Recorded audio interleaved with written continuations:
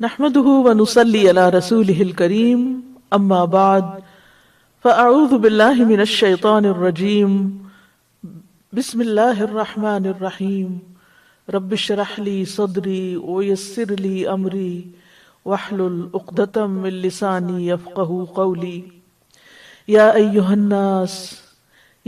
الناس قد جاءتكم موعظة من ربكم وشفاء لما في الصدور وَهُدًى وَرَحْمَةٌ لِّلْمُؤْمِنِينَ قُلْ بِفَضْلِ اللَّهِ وَبِرَحْمَتِهِ فَبِذَلِكَ فَلْيَفْرَحُوا هُوَ خَيْرٌ مِّمَّا يَجْمَعُونَ۔ اے لوگو، بے شک تمہارے پاس تمہارے رب کی طرف سے عظیم نصیحت اور اس کے لیے سراسر شفا جو سینوں میں ہے، اور ایمان لانے والوں کے لیے سراسر ہدایت اور رحمت آ گئی ہے۔ کہہ دیجئے یہ اللہ کے فضل اور اس کی رحمت ہی سے ہے، سو اسی کے ساتھ پھر لازم ہے کہ وہ خوش ہوں، یہ اس سے بہتر ہے جو وہ جمع کرتے ہیں۔ قرآن مجید کا سیکھنا تمام چیزوں سے بہتر عمل ہے۔ عقبہ بن عامر رضی اللہ عنہ سے روایت ہے، وہ کہتے ہیں کہ رسول اللہ صلی اللہ علیہ وسلم اس حال میں تشریف لائے کہ ہم صفہ میں تھے۔ آپ نے فرمایا، تم میں سے کون یہ پسند کرتا ہے کہ وہ روزانہ صبح بتان کی طرف یا عقیق کی طرف جائے اور وہاں سے بغیر کسی گناہ اور بغیر کسی قطع رحمی کے 2 بڑے بڑے کوہان والی اونٹنیاں لے آئے۔ اس پر ہم نے عرض کیا، اللہ کے رسول، ہم سب اس کو پسند کرتے ہیں۔ آپ نے فرمایا، کیا تم میں سے کوئی صبح مسجد کی طرف نہیں جاتا کہ وہ اللہ عز و جل کی کتاب کی 2 آیتیں خود سیکھے یا ان کی قرات کرے؟ یہ اس کے لیے 2 اونٹنیوں سے بہتر ہے، اور 3 سے بہتر ہے، اور 4 سے بہتر ہے۔ اسی طرح یہ تعداد اونٹنیوں کی تعداد سے، یعنی آیتوں کی تعداد اونٹنیوں کی تعداد سے بہتر ہے۔ لہذا وہ دن انسان کی زندگی کا بہترین دن ہوتا ہے جس میں انسان قرآن مجید کو سیکھتا ہے، کیونکہ قرآن انسان کے لیے شفا اور رحمت ہے۔ وَنُنَزِّلُ مِنَ الْقُرْآنِ مَا هُوَ شِفَاءٌ وَرَحْمَةٌ وَرَحْمَةٌ لِّلْمُؤْمِنِينَ وَلَا يَزِيدُ الظَّالِمِينَ إِلَّا خَسَارًا، اور ہم قرآن میں جو کچھ نازل کرتے ہیں وہ مومنوں کے لیے تو شفا اور رحمت ہے، مگر ظالموں کے خسارے میں ہی اضافہ کرتا ہے۔ تو اللہ سبحانہ تعالیٰ سے دعا ہے کہ وہ ہمیں قرآن مجید کی برکات عطا فرمائے اور اس کے ذریعے ہمیں شفا اور رحمت نصیب ہو۔ آئیے شروع کرتے ہیں سورۃ آل عمران۔ سورۃ آل عمران قرآن مجید کی طویل سورتوں میں سے ہے۔ سورۃ آل عمران کا پڑھنا بہت باعث برکت ہے، باعث فضیلت ہے، کامیابی کا باعث ہے۔ ابن بریدہ اپنے والد سے روایت کرتے ہیں کہ رسول اللہ صلی اللہ علیہ وسلم نے فرمایا، سورۃ البقرہ اور آل عمران کو سیکھو، کیونکہ یہ دونوں روشن سورتیں اپنے پڑھنے والے پر قیامت کے دن بادلوں یا سائبانوں یا پرندوں کی 2 صف بند ٹولیوں کی صورت میں سایہ کریں گی، یعنی قیامت کے دن جب کہ کوئی سایہ نہ ہوگا، یہ صورتیں پڑھنے والے ان صورتوں کے سائے میں ہوں گے۔ اسی طرح صحیح مسلم کی روایت میں آتا ہے، ابو امامہ باہلی کہتے ہیں کہ میں نے رسول اللہ صلی اللہ علیہ وسلم کو فرماتے ہوئے سنا، قرآن پڑھا کرو، کیونکہ یہ قیامت کے دن اپنے پڑھنے والوں کے لیے سفارشی بن کر آئے گا، اور 2 روشن صورتوں کو پڑھا کرو، سورۃ البقرہ اور سورۃ آل عمران، کیونکہ یہ قیامت کے دن اس طرح آئیں گی جیسے کہ 2 بادل ہوں، یا جیسا کہ 2 سائبان ہوں، یا جیسے 2 پر پھیلائے ہوئے پرندوں کی قطاریں ہوں، اور وہ اپنے پڑھنے والوں کے بارے میں جھگڑا کریں گی۔ تو سورۃ آل عمران کو پڑھنے کا حکم دیا گیا ہے، کیونکہ قیامت کے دن یہ اپنے پڑھنے والوں کا دفاع کریں گی اور ان کے لیے فائدے کا باعث ہوں گی۔ ایک روایت میں آتا ہے کہ وہ شخص عظیم شمار کیا جاتا تھا۔ انس رضی اللہ عنہ کہتے ہیں کہ جب کوئی آدمی ہم میں سے سورۃ البقرہ اور سورۃ آل عمران کو پڑھ لیتا تو وہ ہمارے درمیان بہت عظمت والا ہو جاتا، یعنی اس کا ایک مقام ہوتا، ایک ویلیو ہوتی۔ ایک اور روایت میں آتا ہے کہ وہ عظیم شمار کیا جاتا اور وہ ہمارے درمیان بڑے مرتبے اور بڑے مقام والا شمار ہوتا۔ آج بڑا مرتبہ اور مقام اس کو دیا جاتا ہے جس کے پاس دنیا کی دولت یا دنیا کی کوئی بڑی سے بڑی ڈگری ہو، لیکن صحابہ کے نزدیک وہ شخص بڑے مرتبے والا ہو جاتا جو سورت آل عمران کو پڑھ لیتا۔ یہ سورت مدنی سورت ہے، اس کی آیات کی تعداد 200 ہے۔ نزول کے اعتبار سے یہ سورت الانفال کے بعد نازل ہوئی۔ اس کا ایک اور نام الزہرا بھی ہے، اسی وجہ سے البقرہ اور آل عمران دونوں کا نام الزہراوین بھی ہے، دو روشن صورتیں، چمکنے والی صورتیں۔ اور آل عمران اس کو اس لیے کہا جاتا ہے کہ اس میں آل عمران کے خاندان کا قصہ بیان کیا گیا ہے، جو کہ ایک بہت بابرکت خاندان ہے۔ عمران حضرت مریم کے والد ہیں، اور مریم علیہ السلام جو ہیں وہ حضرت عیسیٰ علیہ السلام کی والدہ ہیں۔ اور اس صورت میں اللہ تعالیٰ کی قدرت کے مظاہر کا بیان کیا گیا ہے کہ کس طرح مریم علیہ السلام اور ان کے بیٹے عیسیٰ علیہ السلام کی ولادت ہوئی۔ سورت کا آغاز سورت البقرہ کی طرح حروف مقطعات سے ہوتا ہے۔ سورت البقرہ میں بنی اسرائیل سے خطاب تھا، یہاں پر نصارہ سے خطاب ہے۔ سورت البقرہ کے اختتام بھی دعا کے ساتھ ہوتی ہے، سورت البقرہ کا اختتام بھی دعا کے ساتھ ہوتا ہے، اسی طرح آل عمران کا اختتام بھی دعا کے ساتھ ہوتا ہے۔ تو یہ دونوں صورتیں مل کے ایک پیئر بنتی ہیں، اور ان میں بہت سی مماثلتیں بھی پائی جاتی ہیں جو انشاءاللہ آگے آپ پڑھتے ہوئے دیکھیں گے۔ بسم اللہ الرحمن الرحیم، الف لام میم، الف لام میم، اللہ لا الہ الا هو الحی القیوم، اللہ کے سوا کوئی الہ برحق نہیں، وہ زندہ ہے، سب کو قائم رکھنے والا ہے۔ یہاں اللہ سبحانہ تعالیٰ کا تعارف کرایا جا رہا ہے کہ حقیقت میں اصل معبود جس کی عبادت ہونی چاہیے وہ اللہ ہی ہے، اور وہ الحی ہے، یعنی ہمیشہ سے ہے، ہمیشہ رہے گا، نہ اس کی کوئی ابتدا ہے نہ کوئی انتہا ہے، اور پھر وہ اس وقت بھی تھا جب کوئی اور چیز نہ تھی، وہ جب بھی ہوگا جب کچھ باقی نہ رہے گا۔ القیوم، وہ قائم رکھنے والا ہے، یعنی اسے اپنے وجود کے لیے کسی اور سہارے کی ضرورت نہیں، وہ تمام مخلوقات سے بے پرواہ ہے۔ یہ دونوں نام مل کر ایک بہترین کمبینیشن بناتے ہیں، اور ان کے ساتھ جب دعا کی جائے تو دعا قبول ہوتی ہے۔ انس رضی اللہ عنہ کہتے ہیں کہ میں نبی صلی اللہ علیہ وسلم کے ساتھ تھا کہ ایک آدمی نے دعا کی، یا بدیع السماوات یا حی یا قیوم انی اسألک، اے آسمانوں کو عدم سے وجود میں لانے والے، اے زندہ، اے قائم رہنے والے، میں تجھ سے سوال کرتا ہوں۔ تو آپ صلی اللہ علیہ وسلم نے فرمایا، کیا تمہیں معلوم ہے کہ اس نے کس چیز کے ساتھ دعا کی؟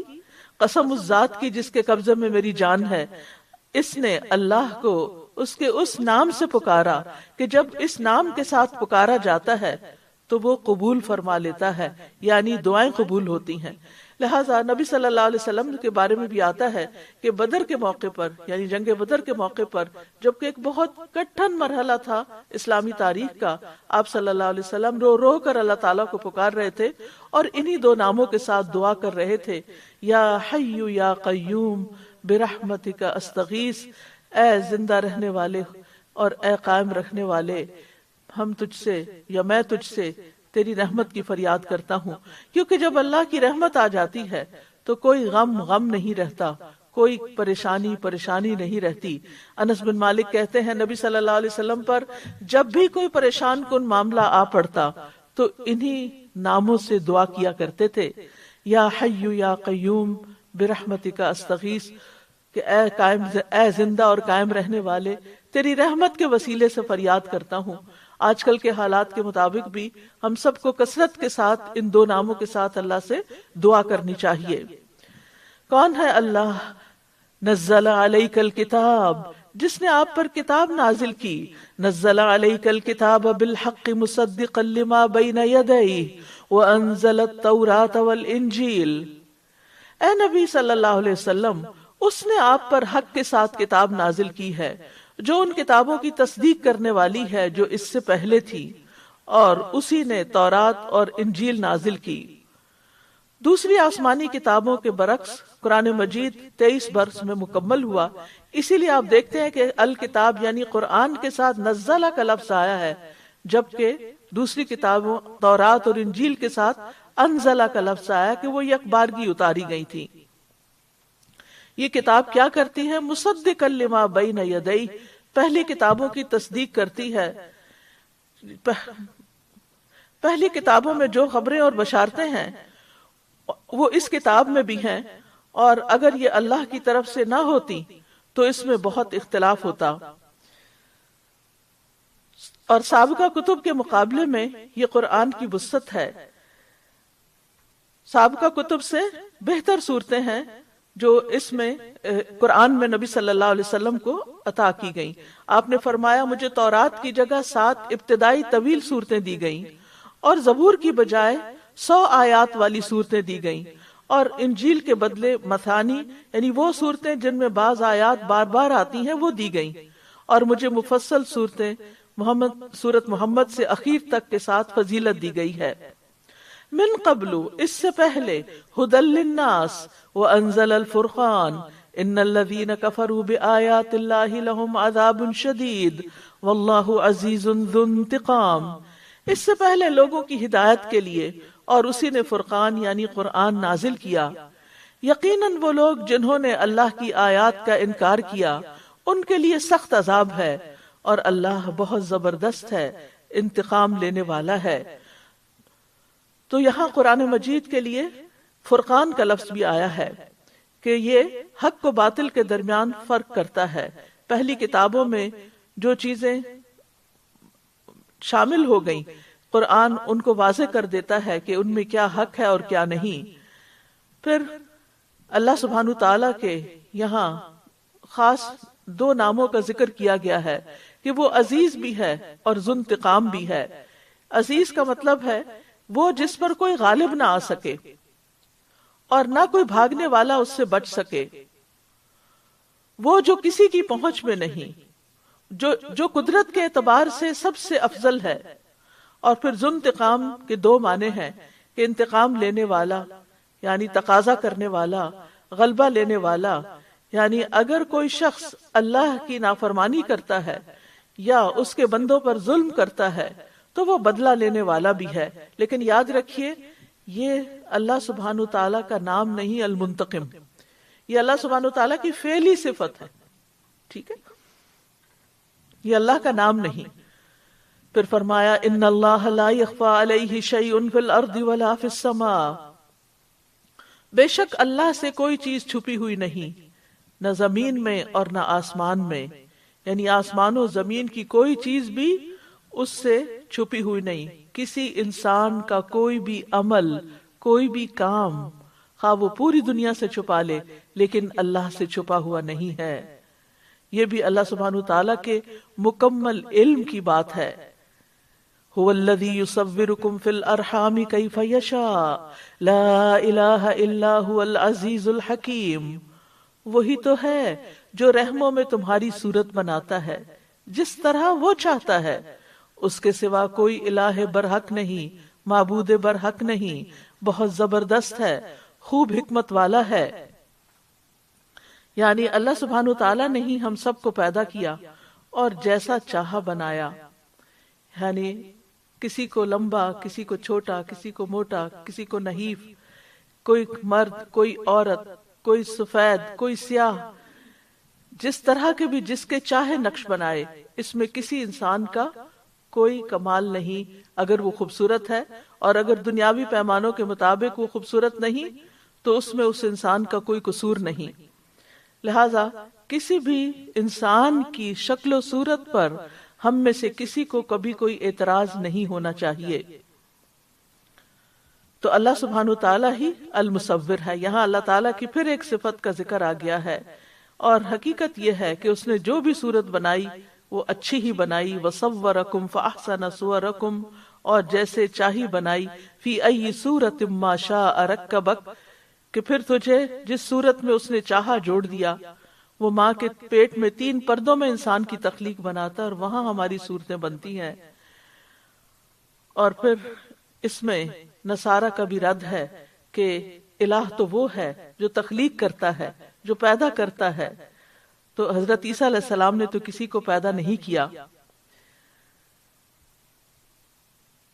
هو الذي انزل عليك الكتاب منه آيات محكمات هن ام الكتاب واخر متشابهات فاما الذين في قلوبهم زيغ فيتبعون ما تشابه منه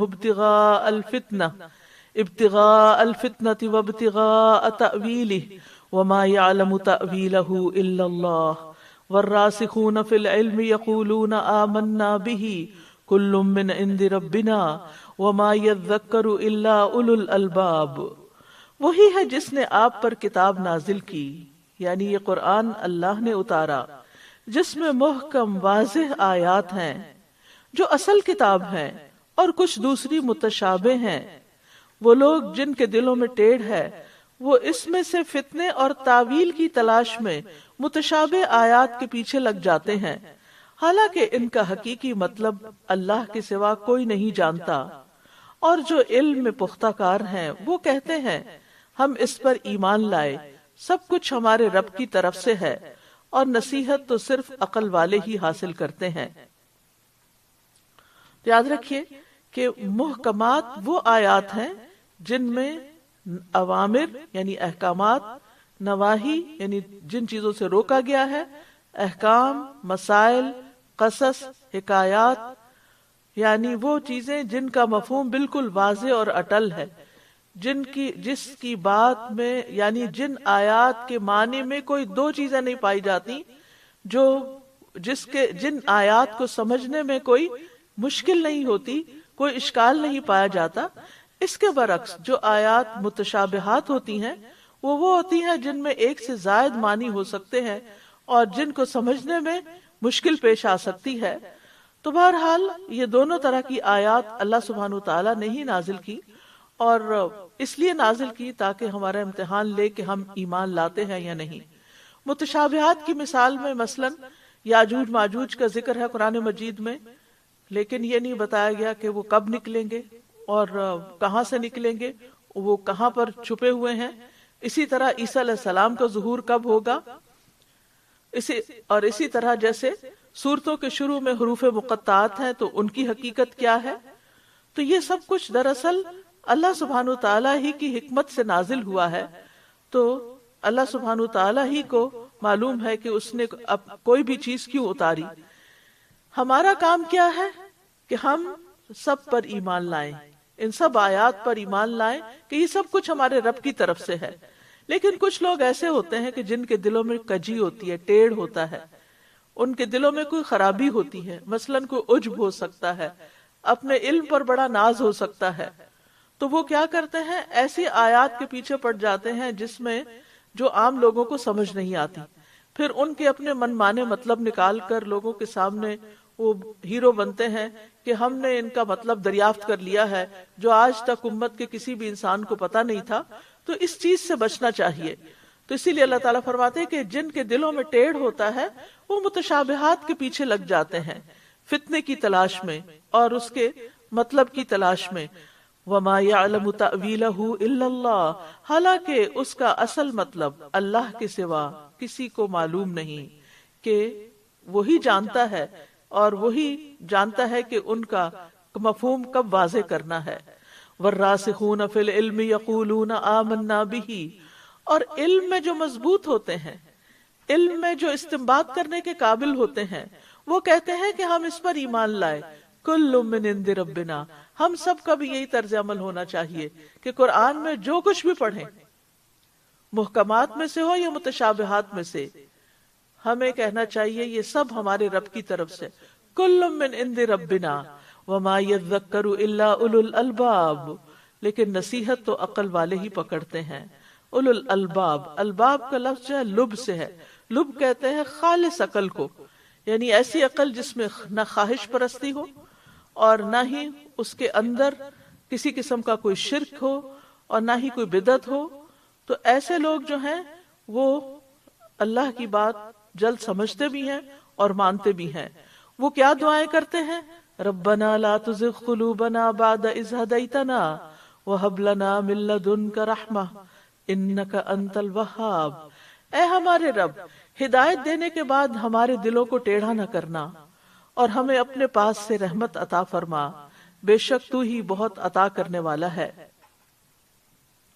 تو یہ راسخین کی خاص دعا ہوتی ہے کہ وہ نہ اپنے علم پر بھروسہ کرتے ہیں نہ اپنی عقل پر بھروسہ کرتے ہیں، وہ اللہ کی طرف سے آئی ہوئی ہدایت کو ہی اپنے لیے اصل رہنمائی کی چیز سمجھتے ہیں اور اسی کے آگے جھک جاتے ہیں، اور جھکنے کے باوجود، ماننے کے باوجود بھی یہ کہتے ہیں کہ یا رب ہمارے دلوں کو سلامت رکھنا، کہیں ہدایت آنے کے بعد ہمارے دل ٹیڑھے نہ ہو جائیں کہ ہم متشابہات کے پیچھے لگ جائیں اور اس کی وجہ سے کسی شک و شبہ میں پڑ جائیں، اور ہمیں اپنے پاس سے رحمت عطا کر دے، کیونکہ جس کو اللہ کی رحمت کا حصہ مل گیا اس کا تو بیڑا پار ہو گیا، کیونکہ اور اصل دینے والا تو اللہ ہی ہوتا ہے۔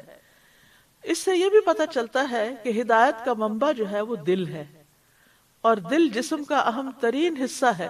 نبی صلی اللہ علیہ وسلم نے فرمایا بے شک جسم میں ایک گوشت کا ٹکڑا ہے، جب اس کی اصلاح ہو جاتی ہے تو تمام جسم کی اصلاح ہو جاتی ہے، اور جب وہ خراب ہو جاتا ہے تو تمام جسم خراب ہو جاتا ہے، سنو وہ ٹکڑا دل ہے۔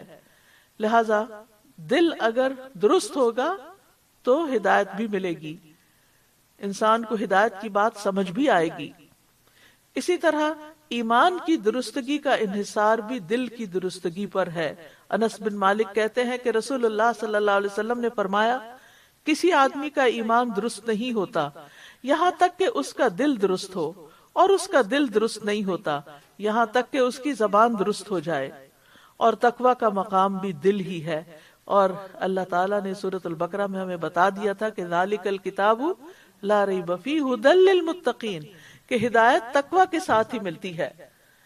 تو یاد رکھیے کہ سوچنے سمجھنے کا آلہ بھی ہمارا دل ہی ہے، لہذا دل کی ہدایت کی دعا کرتے رہنا چاہیے۔ اللہم اہد قلبی وسدد لسانی واسلل سخیمۃ قلبی، اے اللہ میرے دل کو رہنمائی عطا فرما، میری زبان کو درستگی عطا فرما، اور میرے دل کے کینے کو دور فرما دے، اور دل میں نور پیدا کرنے کی دعا بھی کرنی چاہیے۔ اللہم اجعل فی قلبی نورا، اور دل کی صفائی کی دعا بھی کرنی چاہیے۔ اللہم اغسل قلبی بماء الثلج والبرد، اے اللہ میرے دل کو برف اور اولے کے پانی سے دھو دے، یعنی صاف کر دے۔ اور دل کی صفائی کے لیے استغفار کی کثرت بھی ضروری ہے۔ رسول اللہ صلی اللہ علیہ وسلم نے فرمایا میرے دل پر پردہ سا آ جاتا ہے، اور اسی وجہ سے میں ایک دن میں 100 مرتبہ اللہ سے استغفار کرتا ہوں۔ تو اگر دل کسی وجہ سے پریشان ہو اور دل کے اوپر کوئی غبار سا ہو، بات سمجھ نہ آ رہی ہو، کنسنٹریشن نہ ہو رہی ہو، فوکس نہ ہو رہا ہو، تو انسان کو استغفار پڑھنا چاہیے، اور دل کی ثابت قدمی کی دعا بھی کرنی چاہیے۔ یا مقلب القلوب ثبت قلبی علی دینک، اور دل کے ایمان سے مزین ہونے کی دعا بھی کرنی چاہیے کہ اللہم حبب الینا الایمان وزینہ فی قلوبنا، اے اللہ ایمان کو ہمارے لیے محبوب بنا دے اور اسے ہمارے دلوں میں مزین کر دے، خوبصورت کر دے، یعنی ایمان ہمارے لیے سب سے زیادہ خوبصورت چیز ہو دل میں۔ اور وَهَبْ لَنَا مِن لَّدُنْكَ رَحْمَةً، ہمیں اپنے پاس سے رحمت عطا فرما، یعنی ایسی رحمت کہ جس سے ہمیں نیکیوں کی توفیق ہو جائے اور گناہوں سے ہماری حفاظت ہو جائے۔ إِنَّكَ أَنْتَ الْوَهَّابُ، بے شک تو ہی بہت بڑی بخشش عطا کرنے والا ہے، تیرے انعامات اور عطیات بے حد وسیع ہیں، تیرے احسانات بے شمار ہیں، تیری سخاوت سے ساری مخلوقات فائدہ اٹھاتی ہیں۔ اور کیا دعا ہے راسخون فی العلم کی؟ ربنا انک جامع الناس لیوم لا ریب فیہ ان اللہ لا یخلف المیعاد، اے ہمارے رب یقیناً تو لوگوں کو ایسے دن میں جمع کرنے والا ہے جس کے آنے میں کوئی شک نہیں، بے شک اللہ وعدے کی خلاف ورزی نہیں کرتا۔ تو اس سے کیا پتہ چلتا ہے کہ مرنے کے بعد ایک دن اللہ کے پاس جانا ہے، جمع ہونا ہے، اور اس دن کے آنے میں کوئی شک ہے ہی نہیں، اور یہ اللہ کا وعدہ ہے، اور اللہ سبحانہ وتعالی اپنے وعدے کا خلاف نہیں کرتا۔ تو یہاں پر راسخون فی العلم کی ایک طرح سے تعریف بھی ہے انڈائریکٹلی کہ کتنی بہترین دعائیں وہ مانگتے ہیں۔ وہ لوگ ہوتے ہیں جو صرف علم نہیں رکھتے، علم کے ساتھ عمل میں بھی پختہ ہوتے ہیں، جو آخرت پر بھی یقین رکھتے ہیں، جو اللہ سے معافی مانگتے ہیں، جو اللہ کا احسان یاد رکھتے ہیں، اس کی رحمتوں کا سوال کرتے ہیں، قیامت کے دن پر ایمان رکھتے ہیں، تو ہمیں بھی اللہ سے دعا کرنی چاہیے کہ اللہ تعالی ہمیں علم میں رسوخ اور پختگی اور گہرائی عطا کرے، تاکہ ہمارے اندر بھی یہ کوالٹیز آئیں جو اللہ تعالیٰ کو پسند ہیں۔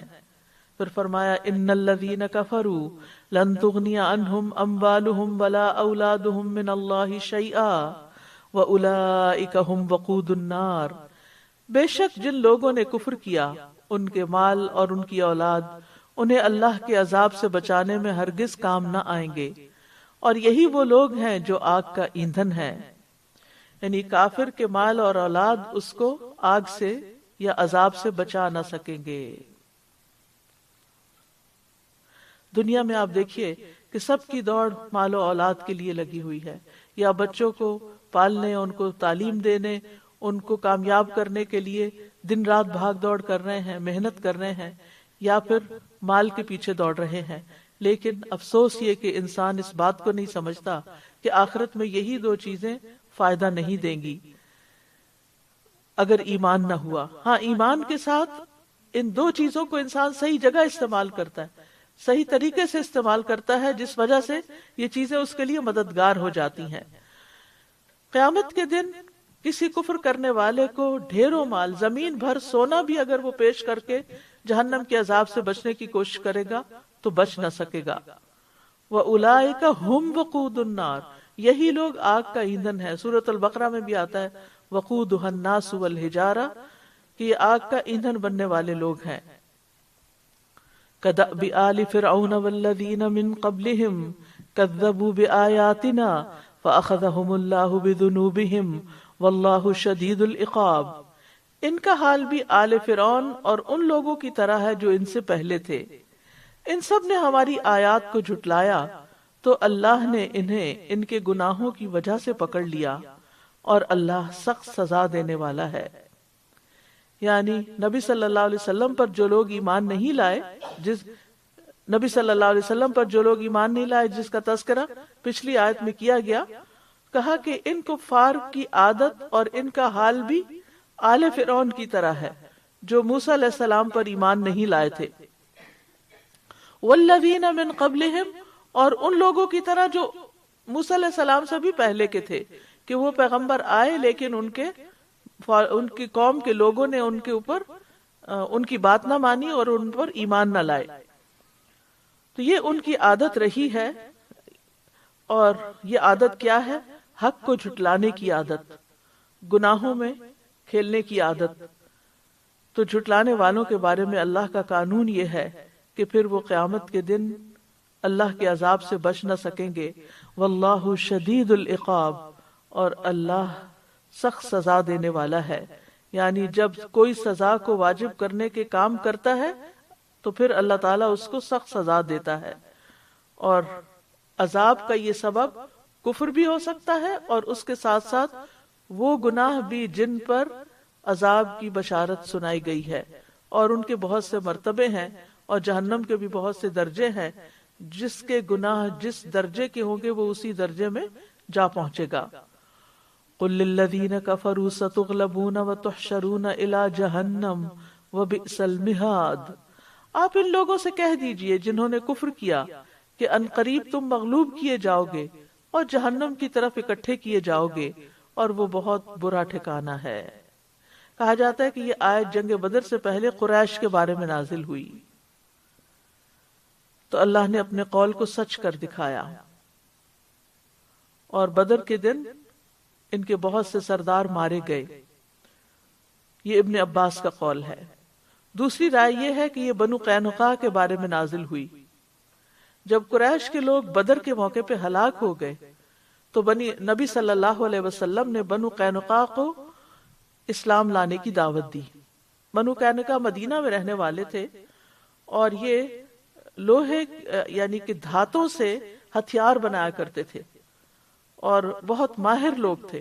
ان کے پاس بہت سارا اسلحہ تھا اور جنگجو بھی تھے، تو ان کو اپنے اسلحے پر اور اپنی قوت پر بڑا ناز تھا۔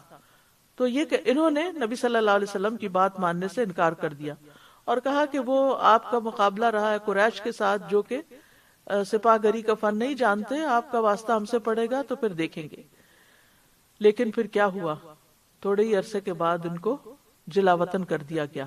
یہ مدینہ کے اندر ہی رہتے تھے، باقی جو 2 گروہ تھے یہود کے وہ باہر کی طرف تھے. حقیقت یہ ہے کہ اللہ سبحانہ تعالیٰ کا یہ وعدہ ہے کہ قیامت تک مومنوں کا ایک گروہ حق پر غالب رہے گا اور اس کو کوئی بھی نقصان نہ دے سکے گا. صوبان کہتے ہیں کہ رسول اللہ صلی اللہ علیہ وسلم نے فرمایا، میری امت میں سے ایک جماعت ہمیشہ حق پر غالب رہے گی، جو انہیں رسوا کرنا چاہے گا وہ ان کو کوئی نقصان نہ دے سکے گا یہاں تک کہ اللہ کا حکم آ جائے اور وہ اسی حال پر ہوں گے. تو بعض اوقات یہ غلبہ جو ہوتا ہے وہ مادی غلبہ ہوتا ہے، لیکن بہت دفعہ یہ غلبہ علمی اور دلائل کا غلبہ ہوتا ہے کہ جو ہمیشہ یعنی حق کو ثابت کر سکتے ہیں. وَتُحْشَرُونَ إِلَى جَهَنَّمَ، اور پھر تم جہنم کی طرف اکٹھے کیے جاؤ گے. یعنی کافر کے لیے دنیا کے علاوہ آخرت میں بھی رسوائی ہے اور وہ بدترین ٹھکانہ ہے. یعنی جن لوگوں نے پیغمبروں کی بات ماننے سے انکار کیا، اپنے پیغمبروں کو جھٹلایا، ہم شروع سے لے کے حضرت نوح علیہ السلام سے لے کر محمد صلی اللہ علیہ وسلم تک دیکھتے ہیں کہ ان کا انجام اچھا نہ ہوا. قد کان لکم آیۃ فی فئتین التقطا فئۃ تقاتل فی سبیل اللہ وأخرى كافرة يرونهم مثليهم رأي العين والله يؤيد بنصره من يشاء إن في ذلك لعبرة لأولي الأبصار.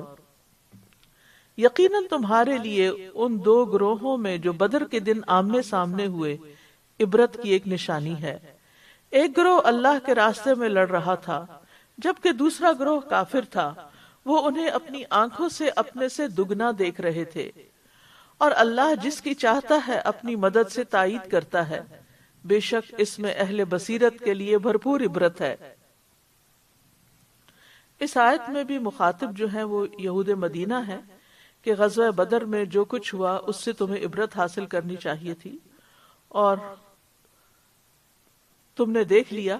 قد کان لکم آیۃ، تمہارے لیے جنگ بدر ایک بہت بڑی نشانی ہے کہ جس میں 2 گروہ آمنے سامنے ہوئے. ایک اللہ کے راستے میں لڑ رہا تھا اور دوسرا قریش کا جنہوں نے نبی صلی اللہ علیہ وسلم کا انکار کیا تھا. جب وہ آمنے سامنے ہوئے، حالانکہ مسلمان جو تھے وہ تعداد میں بہت کم تھے، ساز و سامان بھی لڑائی کا بہت کم تھا. اس کے مقابلے میں جو ان کے دشمن تھے یعنی قریش جو مکہ سے چل کر آئے تھے لڑنے کے لیے ان سے، وہ تعداد میں تقریباً 3 گنا زیادہ تھے یا اس سے بھی زیادہ، اور ان کے پاس ہتھیار بھی زیادہ تھے، گھوڑے اور اونٹ بھی زیادہ تھے.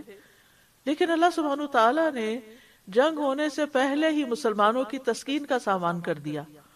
اور یہاں پر یہ جو بات فرمائی گئی کہ وہ ان کو اپنے سے دگنا دیکھ رہے تھے، یعنی مسلمان کفار کو اپنے سے دگنا، مسلمانوں کی تعداد تقریباً 313 تھی اور وہ اپنے سے دگنا یعنی تقریباً 600 کے قریب دیکھ رہے تھے، اور کفار جو تھے وہ اپنے سے دگنا مسلمانوں کو دیکھ رہے تھے، زیادہ نظر آ رہے تھے.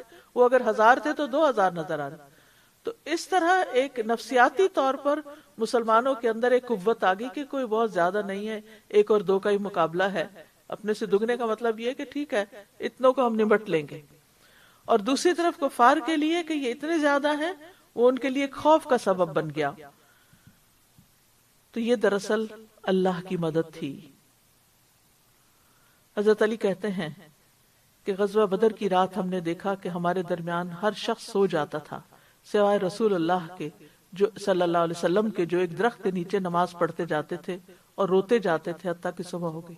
تو گویا مدد کس طرح آئی؟ پھر دعا سے. ہم بعض اوقات پریشان ہوتے ہیں، خوف زدہ ہوتے ہیں، لیکن دعا کی طرف راغب نہیں ہوتے، اللہ کی طرف رجوع نہیں کرتے، اللہ سے مدد نہیں مانگتے. نبی صلی اللہ علیہ وسلم یہ بھی تو کہہ سکتے تھے کہ میں اللہ کا پیغمبر ہوں، اللہ میری مدد نہیں کرے گا تو اور کس کی کرے گا.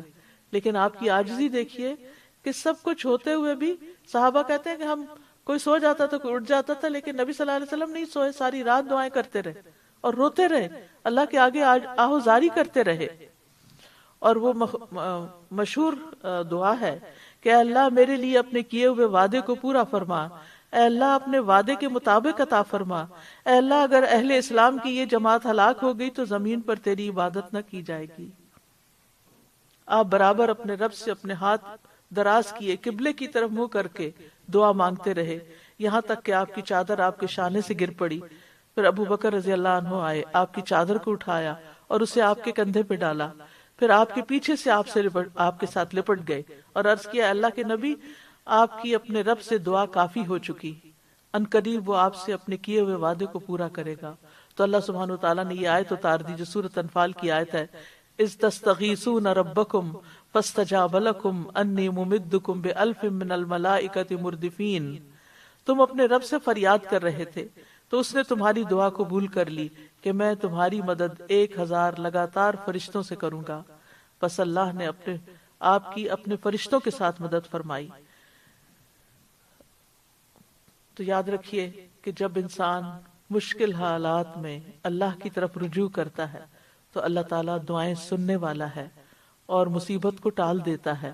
ہم سب کو سوچنا چاہیے کہ جب سے یہ کرونا وائرس کی بات عام ہوئی ہے اور اس کی ہلاکتوں کی خبریں بھی ہم سنتے پڑھتے رہتے ہیں، ہم نے کتنی دعائیں کی کہ اللہ تو ہمیں اس آفت سے محفوظ رکھنا، ہم نے کتنی استغفار کی، ہم نے کتنا اللہ کی طرف رجوع کیا، ہمارا زیادہ وقت کس شغل میں گزرتا ہے۔ اس زمانے میں کوئی واٹس ایپ اور یہ خبروں کے طریقے نہیں تھے، تو لوگوں کی توجہ جو تھی وہ نسبتاً آسان تھی اللہ کی طرف جانا۔ آج کے دور میں یہ فتنہ چونکہ زیادہ ہو چکا ہے تو یہ اس غیر محسوس طریقے سے ہمیں اپنے اندر الجھا دیتا ہے کہ ہماری عبادت، ہماری دعا، ہمارے خشوع و خضوع، اس میں کوئی خاص فرق نہیں پڑا، ہماری روٹین میں کوئی خاص فرق نہیں پڑا۔ صرف ہم افسوس ہی کرتے رہتے ہیں کہ یہ بند ہو گیا، وہ بند ہو گیا، لیکن یہ نہیں دیکھتے کہ ہمارے کرنے کا کام کیا اور کس چیز کی طرف ہماری توجہ زیادہ ہو جانی چاہیے۔ اگر ہماری بہت سی سرگرمیاں ختم ہو گئی ہیں تو ہماری زیادہ توجہ عبادت پہ ہو جانی چاہیے، سیلف گرومنگ پہ ہونی چاہیے، اپنے اوپر توجہ دینی چاہیے۔ اپنی عبادتوں میں جو کمی ہم کر رہے تھے، جن نوافل کی ہم کمی کر رہے تھے، ہم ان کی طرف توجہ کریں اور اللہ سے مدد مانگیں تو اللہ کی مدد ضرور آئے گی۔ اور اللہ سبحانہ وتعالی ربنا آتنا فی الدنیا حسنۃ وفی الآخرۃ حسنہ وقنا عذاب النار، اللہ تعالیٰ دنیا میں بھی عطا کرے گا اور آخرت میں بھی عطا کرے گا۔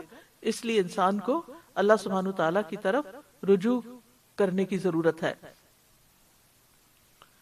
پھر فرمایا زین للناس حب الشہوات من النساء والبنین والبنین والقناطیر المقنطرة من الذهب والفضة والخیل المسومة والانعام والحرث ذلك متاع الحیاة الدنیا واللہ عنده حسن المآب۔ لوگوں کے لیے خواہشات کی محبت، عورتوں اور بیٹوں اور سونے اور چاندی کے جمع کیے گئے خزانوں اور نشان زدہ گھوڑوں اور مویشی جانوروں اور کھیتیوں سے مزین کر دی گئی ہے۔ یہ دنیا کی زندگی کا سامان ہے اور اللہ ہی ہے جس کے پاس اچھا ٹھکانہ ہے۔ اللہ سبحانہ تعالیٰ نے یہ دنیا بنائی اور اس میں ہمارے لیے دلچسپیاں رکھ دی، کیونکہ اگر دنیا میں کوئی دلچسپی کا سامان نہ ہوتا تو ہر کوئی اپنے آپ کو ختم کر لیتا، اس کے لیے جینے کی کوئی امید نہ ہوتی۔ تو اس دنیا میں اللہ سبحانہ تعالیٰ نے بہت سی دلچسپیاں پیدا کر دی، اور پھر یہ بھی ہے کہ چونکہ اللہ نے دنیا ایک امتحان کی جگہ بنائی تو اس لیے بھی کچھ دلچسپیاں رکھ دی کہ ہم ان چیزوں کو جو ہماری پسند کی ہیں، جن سے ہمیں محبت ہے، کیا انہی میں کھو کے رہ جاتے ہیں یا ان سے آخرت کا سامان کرتے ہیں۔ تو فرمایا زین للناس، مزین کر دی گئی، تو زینت دینے والا کون ہے؟ اس میں علماء کا ایک گروہ کہتا ہے کہ اس سے مراد اللہ سبحانہ وتعالی ہے، کہ اللہ نے یہ دلچسپیاں، یہ خوبصورتی رکھ دی ان چیزوں میں، اور دوسرا گروہ کہتا ہے کہ ان چیزوں کو مزین کرنے والا شیطان ہے۔ اللہ نے یہ چیزیں پیدا کی ہیں لیکن ان کے اندر بہت زیادہ اٹریکشن شیطان نے پیدا کر دی ہے۔ بہرحال اگر ہم یہ کہیں کہ اللہ نے ان چیزوں کو مزین کیا ہے تو مطلب یہ ہے کہ اللہ نے ان چیزوں کو وجود بخشا اور ان سے نفع اٹھانے کے لیے ہمارے راستے ہموار کیے، اور ہمارے اندر ان چیزوں کی طرف ایک کشش رکھی، ایک میلان رکھا۔ اور شیطان کی طرف اگر اس کو منسوب کیا جائے تو مطلب یہ ہے کہ وہ ان چیزوں کے بارے میں ہمیں ان کی غلط تصویر ہمیں دکھاتا ہے، اور ان سے صحیح فائدہ اٹھانے کی بجائے غلط طریقوں پر لے جاتا ہے، وسوسے دلوں میں ڈالتا ہے اور انہیں خوبصورت بنا کے پیش کرتا ہے۔ تو بہرحال دنیا کی زینت استعمال کرنے میں لوگوں کی دو قسمیں ہیں۔ ایک وہ ہیں جو مادی چیزوں کو اپنا مقصد بنائے ہوئے ہیں، اور دوسرے وہ ہیں جو دنیا کو آخرت کے حصول کا ذریعہ بنائے ہوئے ہیں۔ یعنی ایک گروہ لوگوں کا، یعنی پورے انسانوں کو، پورے گلوب کے لوگوں کو دو حصوں میں تقسیم کر لیں۔ ایک وہ ہے جنہوں نے انہی چیزوں کو اپنا مقصد و مطلب بنا لیا، وہ انہی میں کھوئے ہوئے ہیں، انہی کے پیچھے بھاگ رہے ہیں، انہی میں مشغول ہیں اور اپنی تخلیق کے مقصد کو بھول گئے ہیں۔ اور دوسرے وہ لوگ ہیں جو ان چیزوں کو استعمال تو کرتے ہیں، ان کے پاس بھی یہ چیزیں ہیں، لیکن انہوں نے ان کو اپنا مقصد نہیں بنایا ہوا، وہ انہیں استعمال کر کے ان کو بھی اپنی آخرت بنانے کے لیے استعمال کرتے ہیں، اچھے مقاصد کے لیے استعمال کرتے ہیں۔ تو زین للناس حب الشہوات، شہوات جو ہے یہ شہوت کی جمع ہے، جس کا مطلب ہوتا ہے کسی مرغوب چیز کی طرف نفس کا کھنچ جانا، کسی پیاری چیز کی طرف دل کا کھنچ جانا، یعنی وہ چیزیں جو طبیعت کے اندر ایک اٹریکشن رکھتی ہیں۔ یاد رکھیے اس سے باخبر ہونا کہ ہماری لمٹس کیا ہے، کہاں تک جا سکتے ہیں، یہ بہت ضروری ہے، کیونکہ اگر انسان اس سے آگے چلا جائے، حدیں پار کر جائے، تو پھر یہی چیزیں انسان کے لیے نقصان دہ بن جاتی ہیں۔ رسول اللہ صلی اللہ علیہ وسلم نے فرمایا، مجھے اپنی امت کے بارے میں 3 چیزوں کا ڈر ہے: بخیلی جس کی اطاعت کی جائے، خواہش نفس جس کی پیروی کی جائے، اور گمراہ امام۔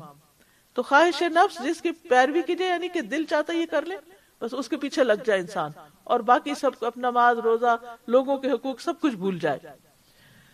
اسی طرح اپنی مرضی کی زندگی گزارنے کی خواہش کہ میری مرضی، میری چیز، میری مرضی، میری زندگی، میری مرضی، تو اس کی ہمیں اجازت نہیں ہے۔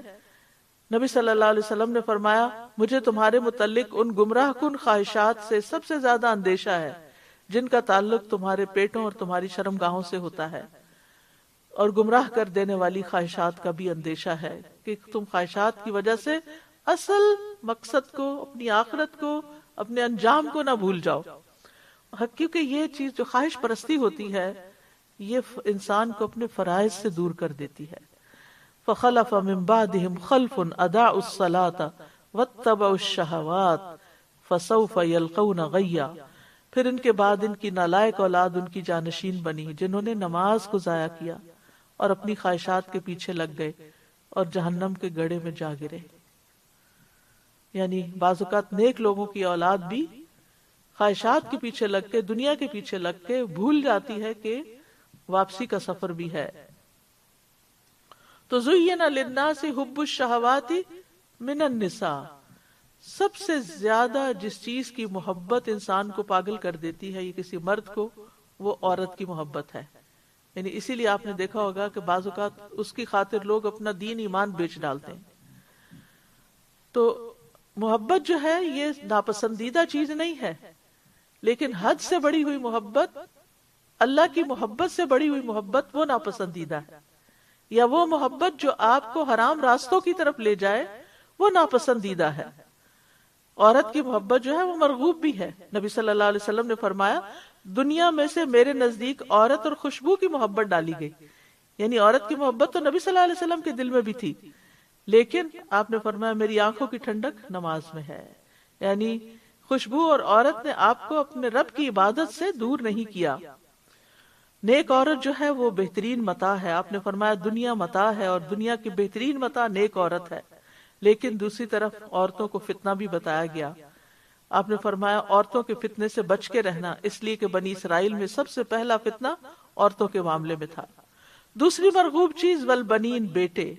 بیٹوں کی محبت مرغوب بھی ہے، مذموم بھی ہے۔ بیٹے جو ہیں اگر نیکی کے کام میں آگے آگے ہوں تو انسان کے لیے بہترین صدقہ جاریہ، مرنے کے بعد ان کی دعائیں انسان کے درجات کی بلندی کا ذریعہ بنتی ہیں۔ اور اولاد جو ہے اسی کے حصول کے لیے شادی کی بھی ترغیب دی گئی ہے۔ فرمایا تزوج الودود الولود، کہ تم ایسی عورت سے شادی کرو جو بہت محبت کرنے والی ہو، بچے جننے والی ہو۔ اور انبیاء نے اپنے لیے اولاد بھی مانگی، کیونکہ اولاد جو ہے وہ صدقہ جاریہ بنتی ہے۔ پھر اس کے بعد مال کی باری آتی ہے، والقناطیر المقنطرۃ من الذھب والفضۃ، مال کی محبت بھی قابل تعریف بھی ہے اور مذموم بھی ہے۔ ایک طرف مال کو فتنہ بتایا گیا، وَاعْلَمُوا أَنَّمَا أَمْوَالُكُمْ وَأَوْلَادُكُمْ فِتْنَةٌ وَأَنَّ اللَّهَ عِندَهُ أَجْرٌ عَظِيمٌ، جان لو کہ مال اور اولاد تمہارے لیے آزمائش ہیں اور یقیناً اللہ کے پاس بہت بڑا اجر ہے۔ آپ نے یہ بھی فرمایا کہ بے شک ہر امت کے لیے ایک فتنہ ہے اور میری امت کا فتنہ مال ہے۔ فرمایا لوگوں پر ایک ایسا زمانہ آئے گا کہ انسان کوئی پرواہ نہیں کرے گا کہ جو اس نے حاصل کیا وہ حلال ہے یا حرام ہے۔ تو بہرحال ایمان والوں کے لیے مال خیر ہے، کیونکہ وہ اس سے اپنی نیکیوں میں اضافہ کرتے ہیں۔ نبی صلی اللہ علیہ وسلم نے حضرت عمرو بن العاص سے کہا تھا، اے عمرو، نیک آدمی کے لیے اچھا مال کیا ہی خوب ہوتا ہے، یعنی نیک انسان اگر اس کو مال مل جائے تو وہ فائدوں میں ہی خرچ ہوگا، وہ اپنی آخرت بنائے گا اور لوگوں کی دنیا کی مشکلات آسان کرے گا اس مال سے۔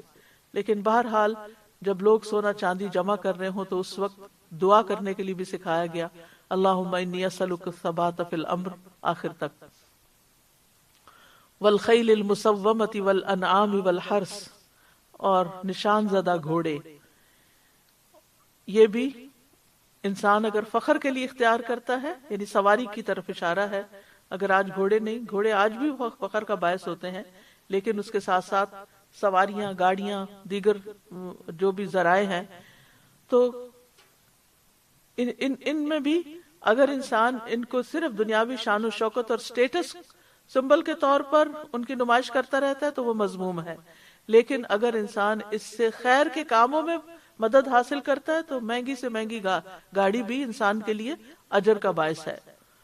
اور اسی طرح جانوروں کی بات کی گئی، والانعام، تو جانوروں میں اللہ نے فائدے بھی رکھے ہیں، والانعام خلقها لکم فیہا دفء ومنافع ومنها تأکلون وَلَكُمْ فِيهَا جَمَالٌ حِينَ تُرِيحُونَ وَحِينَ تَسْرَحُونَ، اور چوپائے اس نے انہیں پیدا کیا، تمہارے لیے ان میں گرمی حاصل کرنے کا سامان اور بہت سے فائدے ہیں، اور انہی سے تم کھاتے ہو، اور تمہارے لیے ان میں ایک جمال ہے جب تم شام کو چرا کر لاتے ہو اور جب صبح چرانے کو لے جاتے ہو۔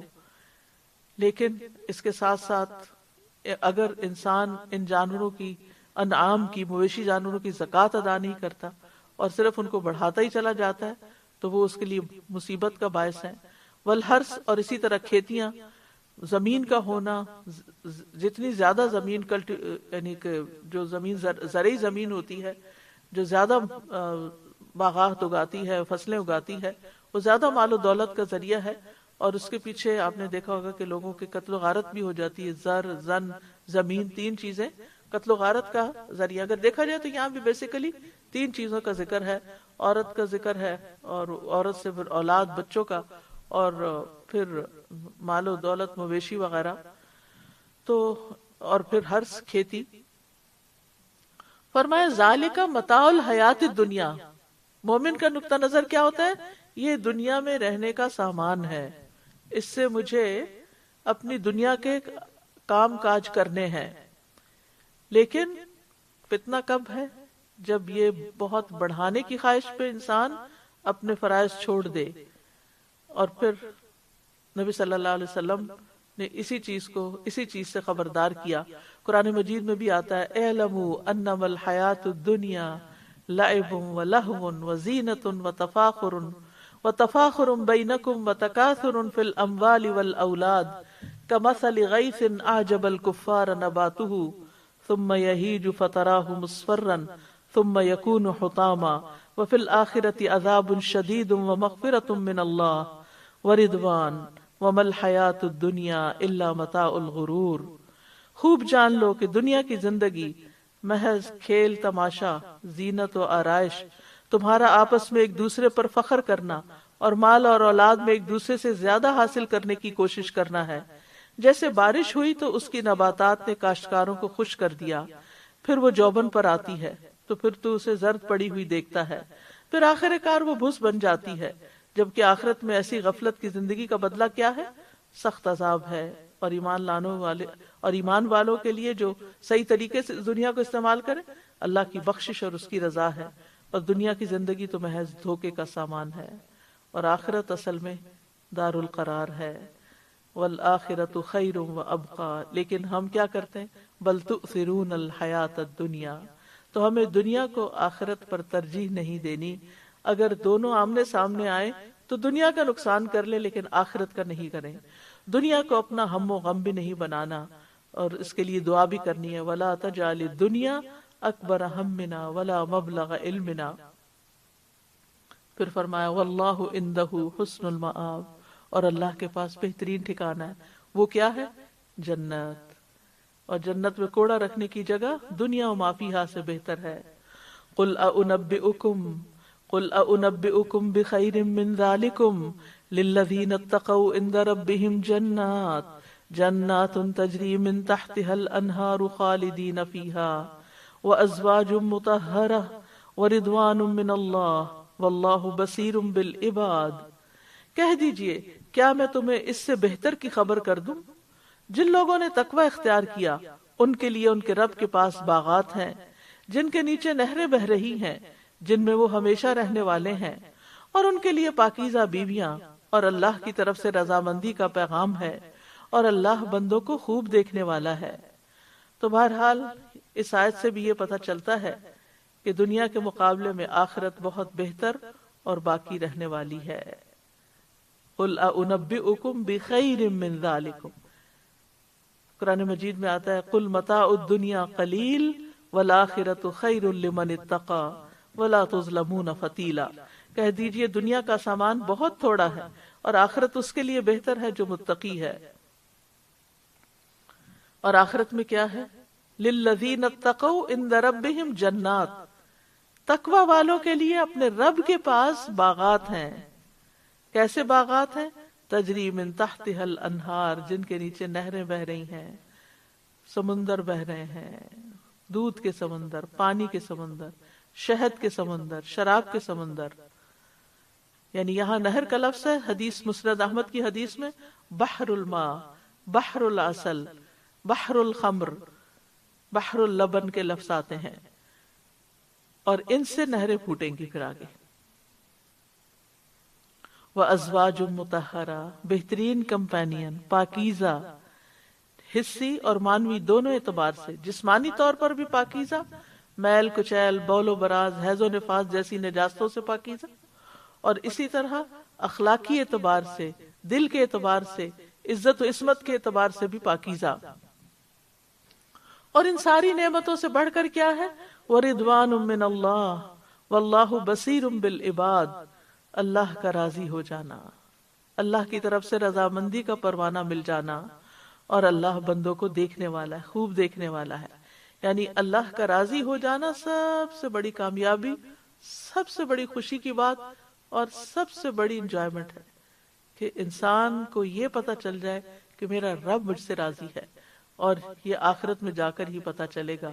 دنیا میں تو انسان کو کبھی دل میں آتا ہے کہ شاید اللہ راضی ہے تو اس لیے یہ کرنے کا موقع مل گیا، یا اللہ ناراض ہے تو یہ موقع چھن گیا۔ یعنی ہم یہاں کئی اندازے لگاتے رہتے ہیں، لیکن اصل بات تو آخرت کی ہے۔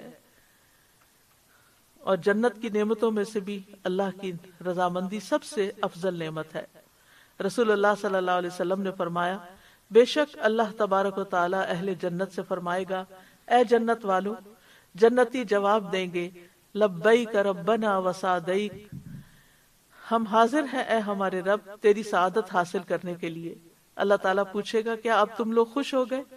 وہ کہیں گے، اب بھی بھلا ہم راضی نہ ہوں، اب تو نے ہمیں وہ سب کچھ دے دیا جو اپنی مخلوق میں سے کسی کو نہیں دیا۔ اللہ تعالیٰ فرمائے گا، میں تمہیں اس سے بھی افضل چیز دوں گا۔ جنتی کہیں گے، اے رب اس سے بہتر اور افضل چیز کیا ہوگی؟ اللہ تعالیٰ فرمائے گا، اب میں تمہارے لیے اپنی رضامندی کو ہمیشہ کے لیے دائمی کر دوں گا، اب میں اپنی رضامندی کو تمہارے لیے ہمیشہ ہمیشہ کے لیے کر دوں گا، اور اس کے بعد کبھی تم پر ناراض نہیں ہوگا۔ دنیا میں کچھ کام ہوتے ہیں جو اللہ کو راضی کرتے، جب وہ کر لیتے تھوڑے اطمینان دل میں، تو اگلے لمحے کوئی سلپ ہو جاتی، کوئی غلطی ہو جاتی، تو پھر ڈر لگتا ہے کہ پتہ نہیں اللہ تعالیٰ ناراض نہ ہو گئے ہوں، پھر کوشش کرتے ہیں پھر، لیکن اصل چیز تو انجام کے ساتھ ہے کہ اللہ کی رضا مندی کے ساتھ ہمارا انجام ہوتا ہے یا نہیں۔ اور یہ کون لوگ ہیں؟ الذین یقولون ربنا ربنا اننا آمنا فاغفر لنا ذنوبنا وقنا عذاب النار آمین. یہ وہ لوگ ہیں جو کہتے ہیں، یعنی کون؟ جو آخرت کو دنیا پر ترجیح دیتے ہیں، جو اللہ کی رضامندی کے طلبگار ہیں. کیا کہتے ہیں؟ اے ہمارے رب، بے شک ہم ایمان لے آئے، تو ہمارے لیے ہمارے گناہوں کو بخش دے اور ہمیں آگ کے عذاب سے بچا لے. یعنی ان کی ہر وقت پریشانی کیا ہوتی ہے کہ ہمیں جہنم کی آگ سے بچنا ہے.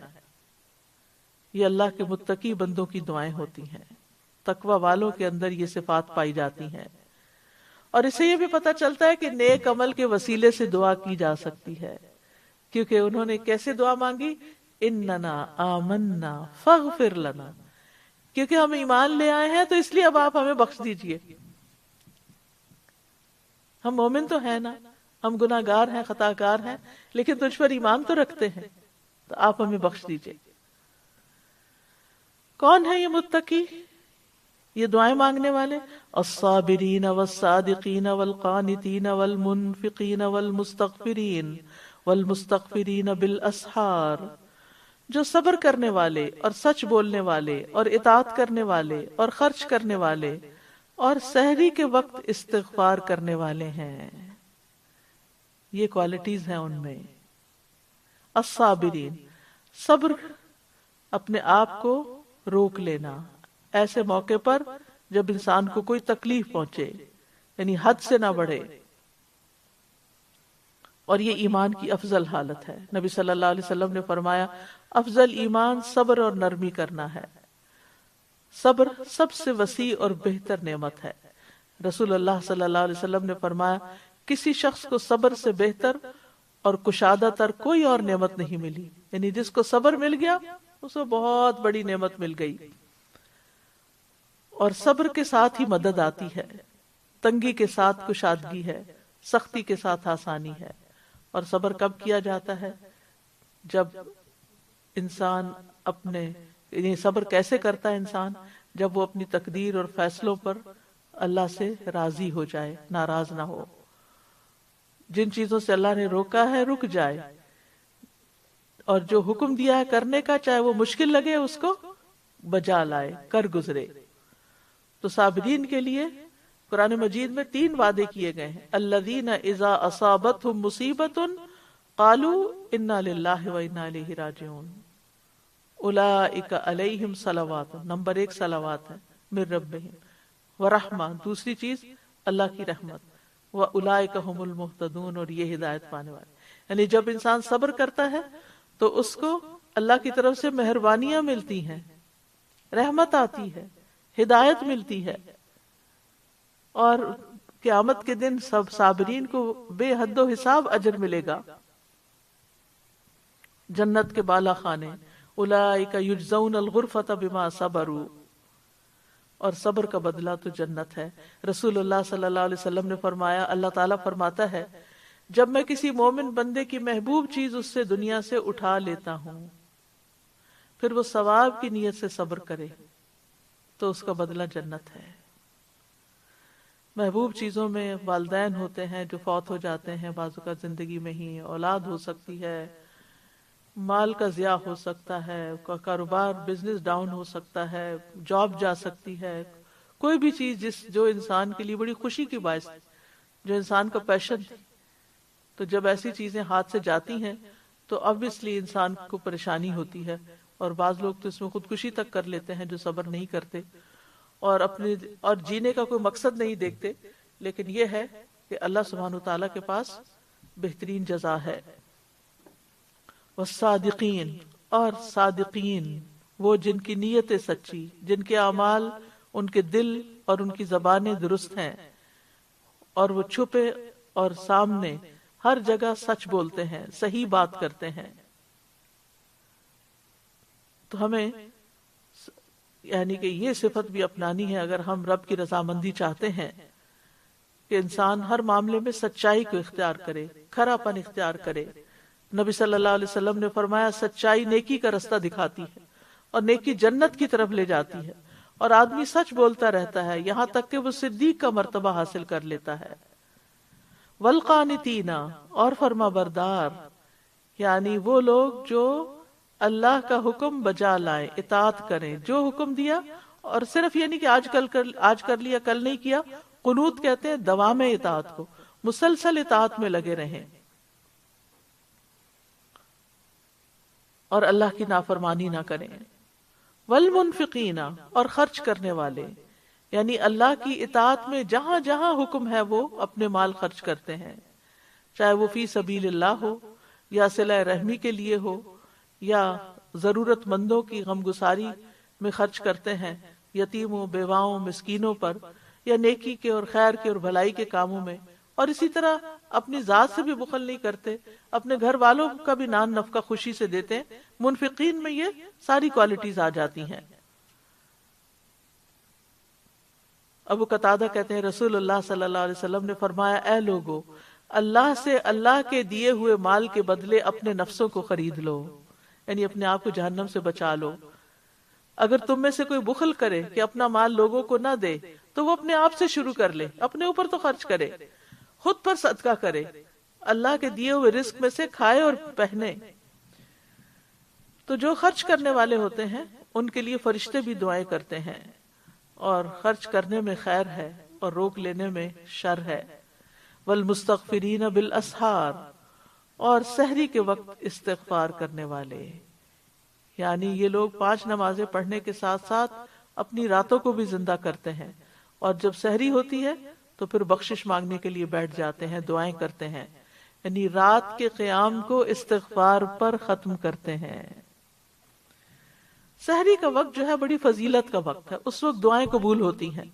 نبی صلی اللہ علیہ وسلم نے فرمایا، جب رات کا پہلا 1/3 حصہ گزر جاتا ہے تو اللہ تعالیٰ آسمان دنیا پر نزول فرماتے ہیں اور فرماتے ہیں کہ میں بادشاہ ہوں، میں بادشاہ ہوں، کون ہے جو مجھ سے دعا کرے تو میں اسے قبول کر لوں، کون ہے جو مجھ سے سوال کرے تو میں اس کو عطا کر دوں، کون ہے جو مجھ سے بخشش طلب کرے تو میں اسے بخش دوں۔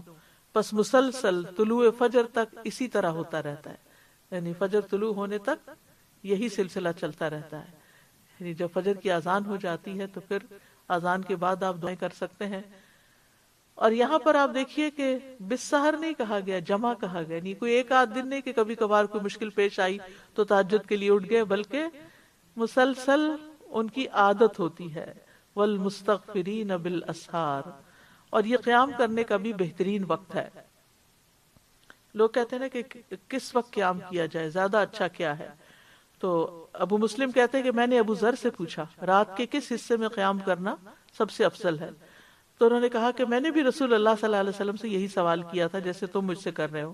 آپ نے فرمایا رات کے پچھلے پہر یا نصف رات میں، لیکن ایسا کرنے والے بہت تھوڑے ہیں، یعنی آدھی رات کے وقت اٹھنا مشکل ہوتا ہے مگر آخری حصے میں اٹھا جا سکتا ہے۔ تو سحری کے وقت جو ہیں وہ دعائیں زیادہ قبول ہوتی ہیں، اور اس کے بھی آخری حصے میں، لہذا میک شور کہ اس وقت دعا کریں، اور آج کل کے حالات کے مطابق استغفار بھی کریں۔ اور یہ نیک بندوں کی صفت بھی قرآن میں بتائی گئی ہے، کانوا قلیلا من اللیل ما یہجعون وبالاسحار هم یستغفرون، کہ وہ رات کے بہت تھوڑے حصے میں سوتے تھے اور رات کی آخری گھڑیوں میں وہ بخشش مانگتے تھے، اور ان آخری گھڑیوں میں اللہ تعالیٰ آسمانی دنیا پر تشریف لاتے ہیں اور بخشش مانگنے والوں کو بخش دیتے ہیں۔ اسی طرح نماز کے اندر بھی انسان بخشش مانگے، جیسے سجدے میں بخشش مانگنا ہے، رب اغفر لی ما اسررت ما اعلنت، یہ نبی صلی اللہ علیہ وسلم سجدے میں پڑھتے تھے۔ اسی طرح 2 سجدوں کے بیچ میں رب اغفر لی، رب اغفر لی۔ تو استغفار کے بہت سے فائدے ہیں، دنیا کے فائدے بھی ہیں اور آخرت کے فائدے بھی ہیں۔ یہ گناہوں کو چھوڑنے کا علاج ہے۔ قتادہ کہتے ہیں کہ یہ قرآن تمہیں تمہاری بیماری اور علاج دونوں بتاتا ہے، گناہ تمہاری بیماری ہیں اور استغفار ان کا علاج ہے۔ استغفار سے گناہوں کی بخشش ہوتی ہے، بڑے سے بڑا گناہ استغفار سے معاف ہو جاتا ہے، استغفار کرنے سے اللہ کی رحمت ملتی ہے، اچھا سامان زندگی ملتا ہے، یعنی دنیا میں بھی اللہ تعالیٰ نعمتوں سے نوازتا ہے، رزق اور مال اور اولاد میں اضافہ ہوتا ہے، جیسے کہ سورۃ نوح میں آتا ہے، میں نے کہا اپنے رب سے معافی مانگ لو، یقیناً وہ ہمیشہ سے بہت معاف کرنے والا ہے، وہ تم پر بہت برستی ہوئی بارش اتارے گا، اور وہ مالوں اور بیٹوں کے ساتھ تمہاری مدد کرے گا، اور تمہیں باغات عطا کرے گا، اور تمہارے لیے نہریں جاری کر دے گا۔ امام ابن قیم کہتے ہیں 4 چیزیں رزق کھینچ لاتی ہیں۔ نمبر 1 قیام اللیل، رات کے وقت اٹھ کے نماز پڑھنا۔ نمبر 2 سحری کے وقت استغفار کی کثرت کرنا۔ نمبر 3 صدقہ کرنے کا خیال کرتے رہنا، یعنی ہر وقت ذہن میں ایسی تدبیریں، منصوبے، پلاننگ بناتے رہنا کہ اچھا اور کیا صدقہ کروں، اور کیا دوں، اور کیا دوں، یعنی یہ سوچتے رہنا۔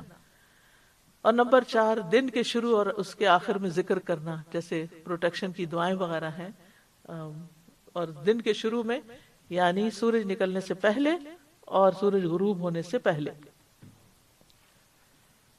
استغفار جو ہے بہت ہی خیر و برکت کا باعث ہے، اس سے بارشیں بھی اترتی ہیں، رزق برستا ہے، سینے کی تنگی بھی دور ہوتی ہے۔ ابن قیم کہتے ہیں کہ سینے کے گھٹن کے اسباب میں سے سب سے بڑا سبب اللہ تعالیٰ سے اعراض کرنا ہے۔ یعنی دل کیوں گھٹتا ہے؟ کیونکہ انسان اللہ کی طرف اتنا رجوع نہیں کرتا جتنا اس کو کرنا چاہیے، تو جب زیادہ اس کی ڈوز بڑھا دے گا تو دل کی گھٹن، تنگی اور پریشانی بھی ختم ہو جائے گی۔ دل کو اللہ کے سوا کسی اور کے ساتھ جوڑنا اور اللہ کے ذکر سے غفلت کرنا۔ اسی طرح استغفار کے فائدے میں ہے کہ ہمیشہ دل سے سچا استغفار نکلتے رہنا دل کو تندرستی اور سلامتی لوٹا دیتا ہے، اور نامہ اعمال کو دیکھ کر انسان خوش ہو جائے گا جس کے نامہ اعمال میں استغفار زیادہ ہوگا۔ رسول اللہ صلی اللہ علیہ وسلم نے فرمایا، جو یہ پسند کرتا ہے کہ اس کا نامہ اعمال اسے خوش کر دے تو وہ اس میں استغفار کی کثرت کرے۔ اسی طرح حدیث میں آتا ہے، نبی صلی اللہ علیہ وسلم نے فرمایا، مبارک ہو اس کو جو اپنے نامہ اعمال میں کثرت سے استغفار پائے، پھر یہ جنت میں داخلے کا ذریعہ بھی ہے، جہنم سے بچاؤ کا ذریعہ ہے۔ خصوصاً عورتوں کو آپ نے اس کی تلقین کی تھی کہ اے عورتوں کے گروہ، صدقہ کرتی رہا کرو اور کثرت سے استغفار کیا کرو، کیونکہ میں نے جہنم والوں میں زیادہ اکثریت عورتوں کی دیکھی ہے۔ ایک عورت نے جو بہت عقل مند تھی عرض کیا، اللہ کے رسول، ہمارے کثرت سے جہنم میں جانے کی کیا وجہ ہے؟ فرمایا، تم لعنت کثرت سے کرتی ہو اور اپنے خاوند کی ناشکری کرتی ہو، اور اللہ کے عذاب سے بچاؤ کا ذریعہ ہے۔ یعنی جب کوئی استغفار کرتا ہے تو کوئی بھی چیز، کوئی چاہے کوئی بیماری کی شکل میں عذاب آ رہا ہو یا کسی اور شکل میں، انسان اس سے بچ جاتا ہے، محفوظ ہو جاتا ہے۔ تو اس وائرس سے بچنے کا ذریعہ بھی استغفار ہے۔ نبی صلی اللہ علیہ وسلم نے فرمایا، بندہ جب تک اللہ عز و جل سے استغفار کرتا ہے اس وقت تک اللہ تعالیٰ کے عذاب سے محفوظ رہتا ہے۔ قرآن مجید میں بھی آتا ہے نا، وَمَا كَانَ اللَّهُ مُعَذِّبُهُمْ وَمَا كَانَ اللَّهُ مُعَذِّبَهُمْ وَهُمْ يَسْتَغْفِرُونَ، کہ اللہ تعالیٰ انہیں کبھی عذاب دینے والا نہیں جبکہ وہ بخشش مانگ رہے ہوں۔ شہد اللہ انہ لا الہ الا ہو والملائکۃ وأولو العلم قائما بالقسط لا الہ الا هو العزیز الحکیم۔ اللہ نے اور فرشتوں نے اور اہل علم نے گواہی دی ہے کہ اس کے سوا، کہ اس کے سوا یعنی اللہ کے سوا کوئی الہ برحق نہیں، اور وہ انصاف پر قائم ہے، اس کے سوا کوئی الہ برحق نہیں، بہت زبردست خوب حکمت والا ہے۔ ایک آیت میں 2 دفعہ لا الہ الا ہوا کا لفظ آئے ہیں، یعنی کہ کلمہ توحید آیا ہے۔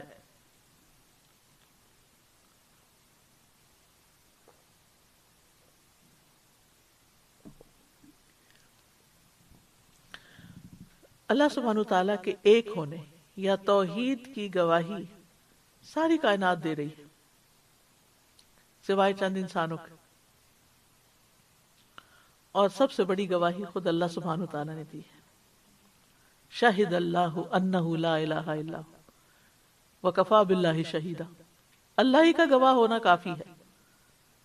یعنی اللہ تعالیٰ نے اپنی مخلوق اور ساری کائنات میں موجود بے شمار دلائل اور نشانیوں کے ساتھ، اور پھر اپنے رسولوں کو پیغام دے کر جو بھیجا اس کے ساتھ شہادت دی اور آگاہ کیا کہ اس کے سوا کوئی عبادت کے لائق نہیں ہے۔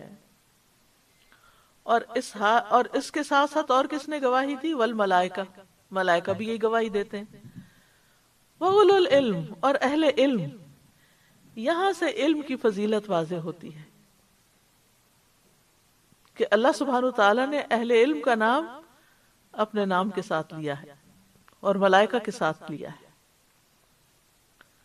اس حال میں کہ وہ انصاف پر قائم ہے، یعنی اللہ سبحانہ تعالیٰ کی بات ہر اعتبار سے عدل والی ہے اور درست ہے،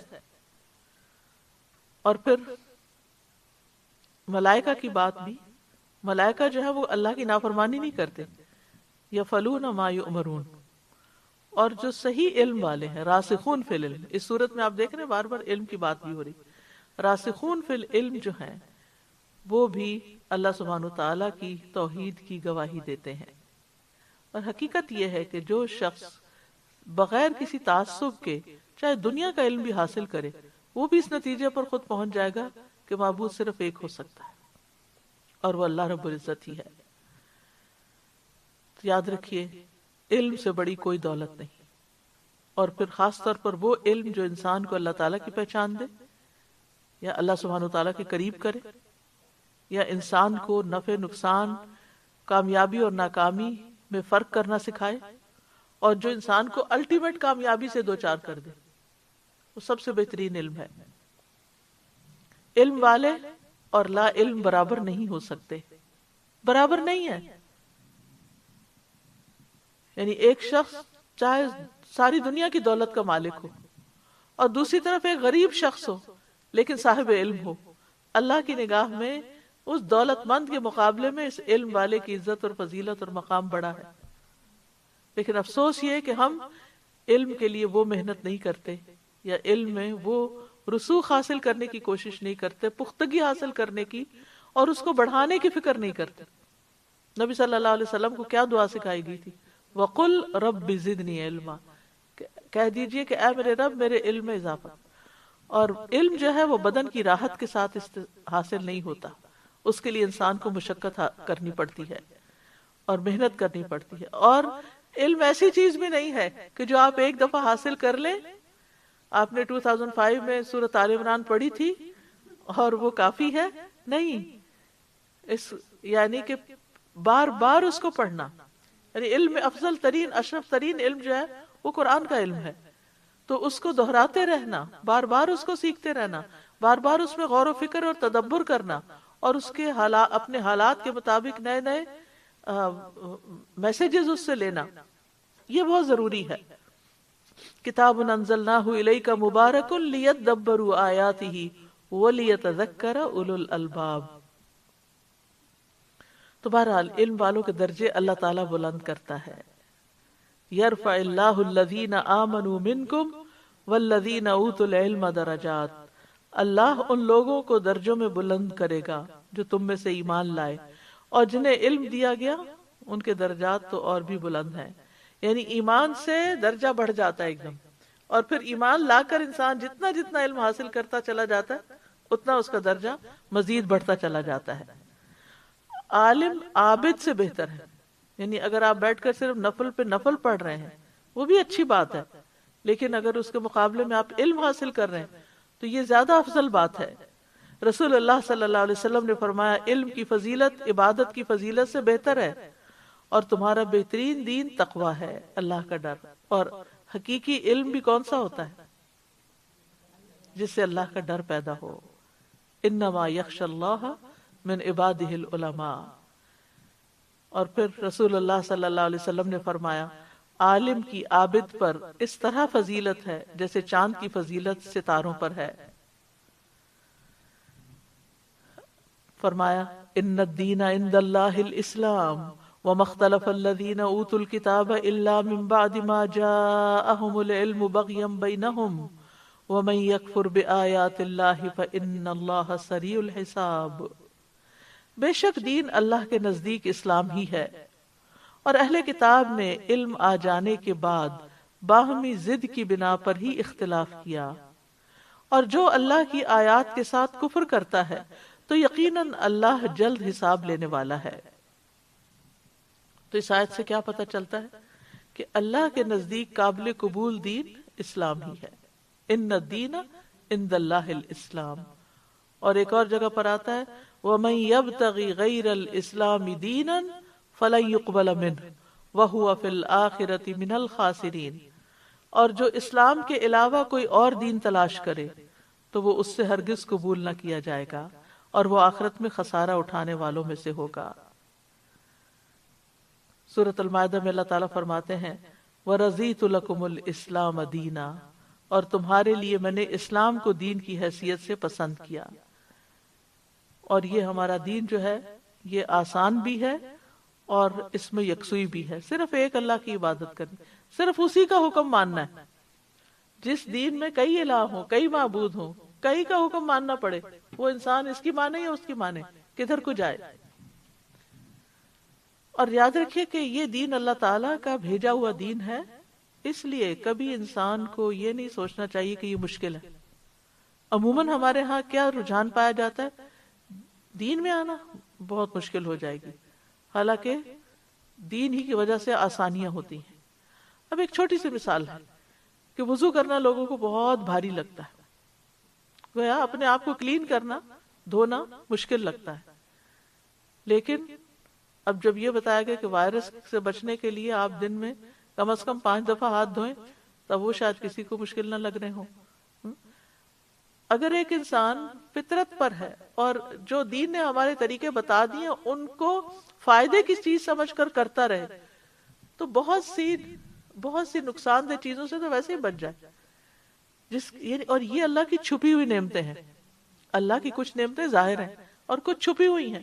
چھپی ہوئی نعمتیں وہ ہیں جو ہمیں اللہ تعالیٰ کے احکامات پر عمل کرنے کے نتیجے میں حاصل ہوتی ہیں، جو ہمیں نظر نہیں آتی، جن کا ہم شکر بھی ادا نہیں کرتے۔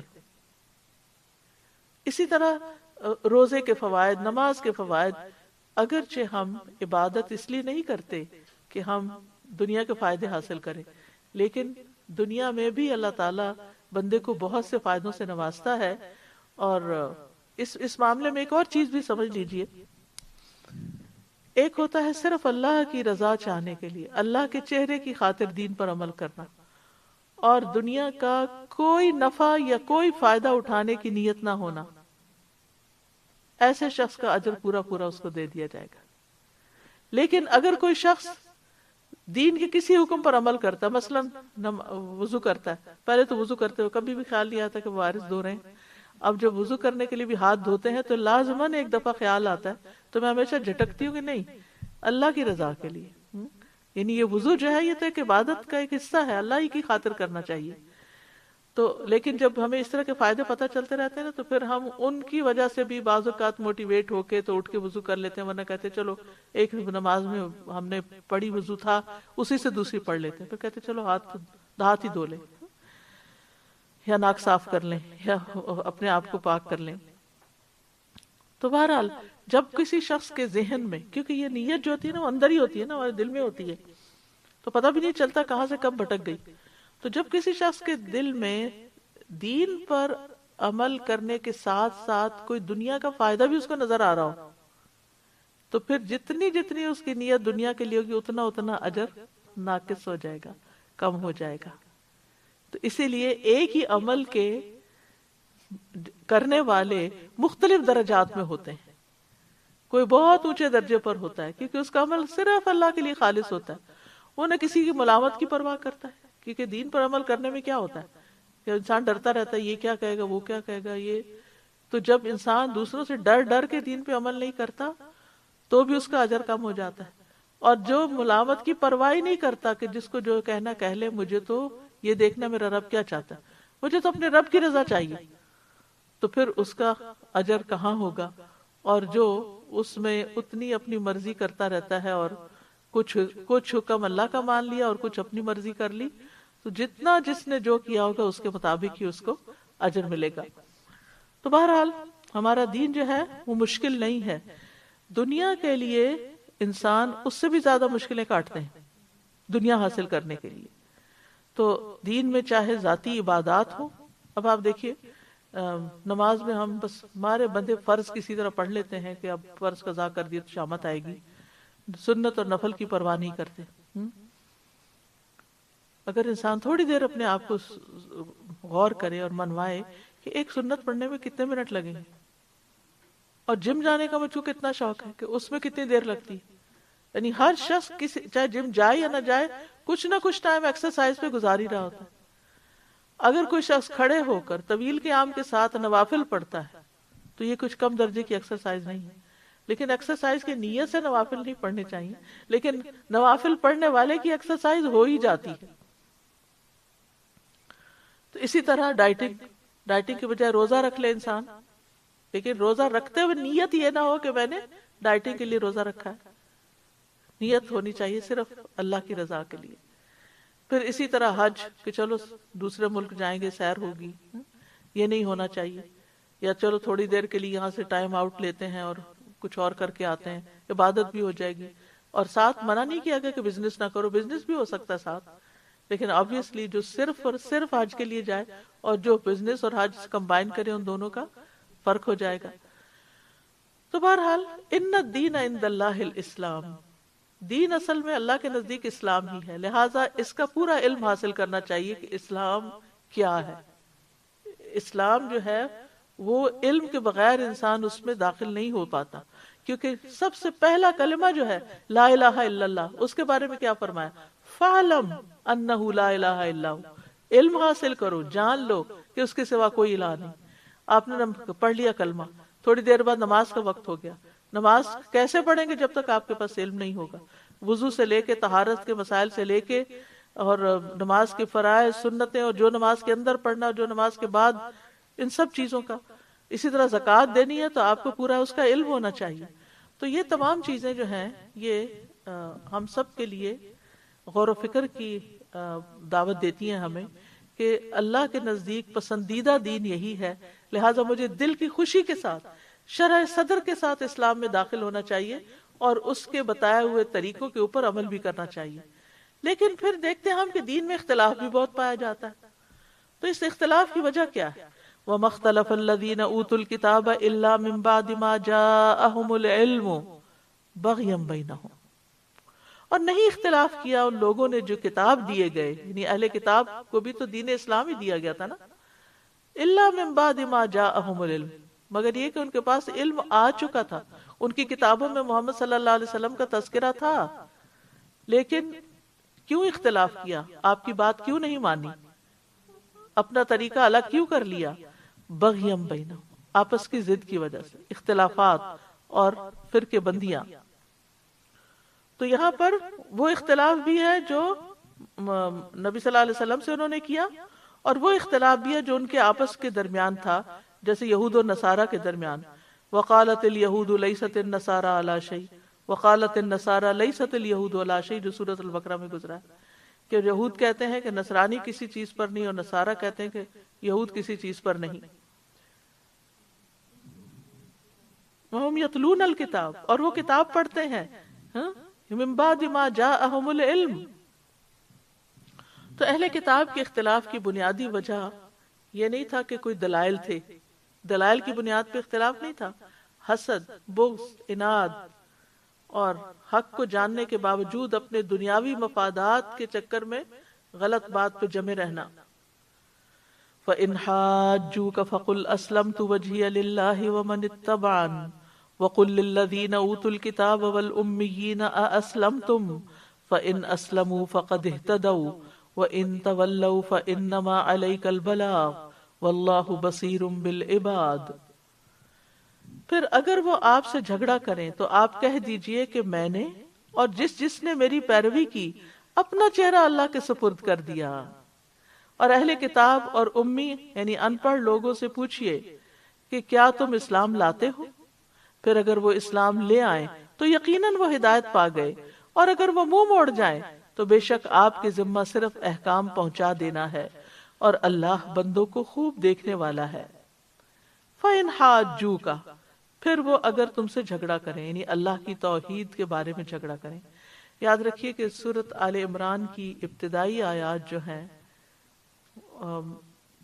وہ اس موقع پر نازل ہوئی تھیں جب نبی صلی اللہ علیہ وسلم کی خدمت میں مختلف طرف سے وفود آ رہے تھے. عام الوفود جس کو کہتے ہیں 9 ہجری، اس میں نجران کے عیسائیوں اور عیسائیوں میں سے بھی جو ان کے علماء اور ان کے جو بشپ تھے اور ان کے جو بڑے بڑے تھے، ان کا ایک 70 کے قریب تعداد پر مبنی ایک گروہ نبی صلی اللہ علیہ وسلم سے ملاقات کے لیے آیا تھا، اور آپ سے براہ راست یہ جاننے کے لیے کہ آپ کی دعوت کیا ہے، آپ کیا پیش کرتے ہیں، کیونکہ اس وقت اسلام کو ہر طرف کامیابی حاصل ہو گئی تھی۔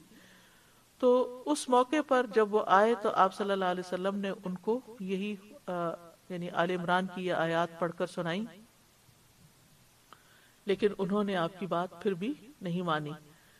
فرمایا پھر اگر وہ آپ سے جھگڑا کرے، یعنی اللہ کی توحید میں جھگڑا کرے، کیونکہ وہ عیسیٰ علیہ السلام کو اللہ کا بیٹا قرار دیتے ہیں، تو آپ کہہ دیجئے، پھر اگر وہ آپ سے جھگڑا کرے تو آپ کہہ دیجئے کہ میں نے اور جس نے میری پیروی کی اپنا چہرہ اللہ کے سپرد کر دیا ہے۔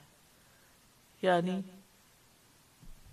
اللہ کے سپرد اپنا چہرہ کرنے کا مطلب کیا ہے کہ میں اللہ وحدہ لا شریک لہ ہی کی عبادت کرتا ہوں، ومن اتبعن، اور جو میری پیروی کرتے ہیں میرے صحابہ، وہ بھی صرف خالص اللہ وحدہ لا شریک کی ہی عبادت کرتے ہیں، جس کا کوئی ساتھی نہیں، جس کا کوئی بیٹا نہیں، جس کی کوئی بیوی نہیں، کیونکہ نصارہ ان سب کو اپنا الہ مانتے تھے۔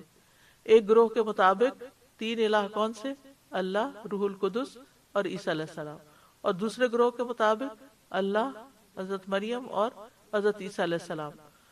تو یہاں پر انہیں بتا دیا گیا کہ ہم تو صرف اللہ ہی کو اپنا الہ اور معبود مانتے ہیں، اور جو میرے پیروکار ہیں ان کا بھی یہی دین ہے۔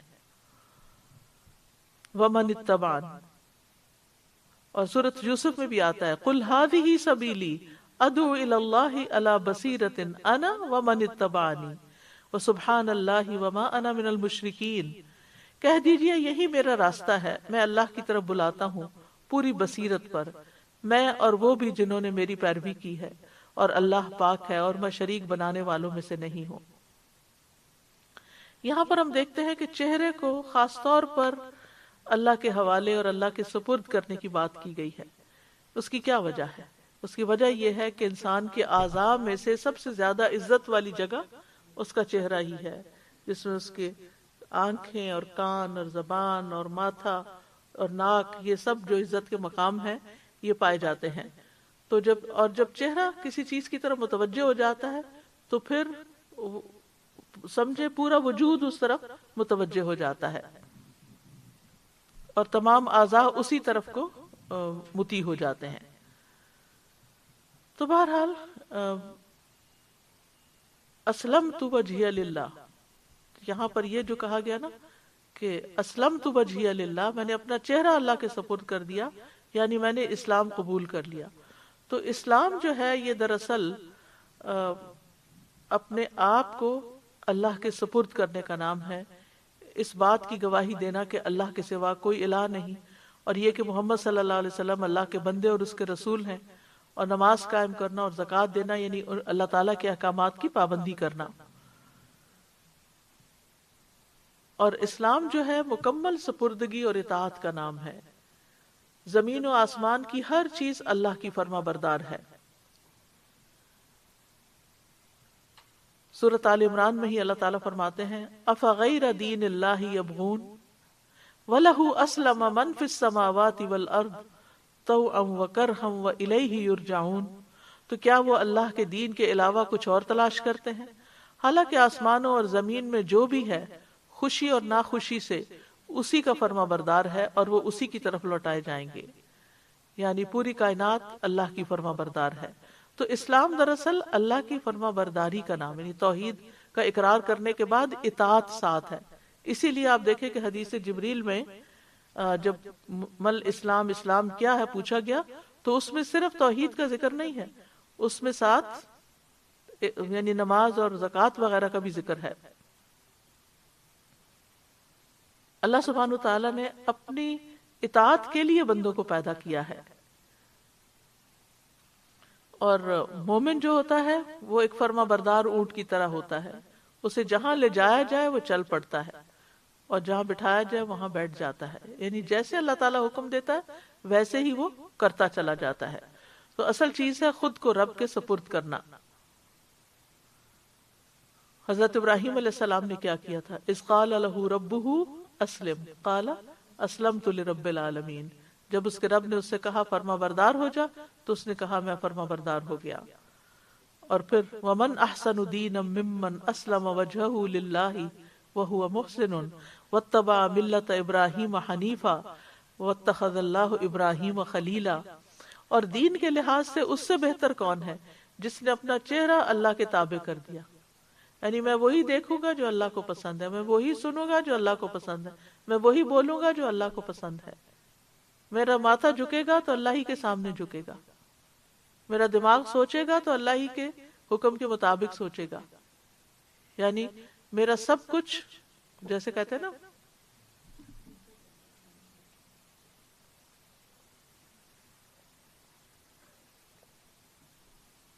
جیسے ایک دوسری جگہ پر آتا ہے قل ان صلاتي ونسكي ومحياي ومماتي لله رب العالمین لا شریک له وبذلك امرت وانا اول المسلمین.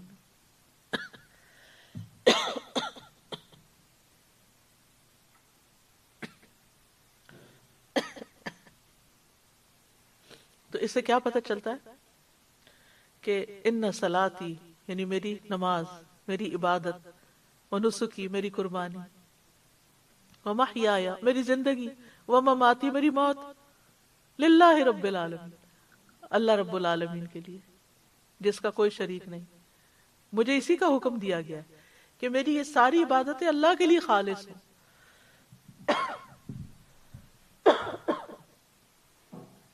سوری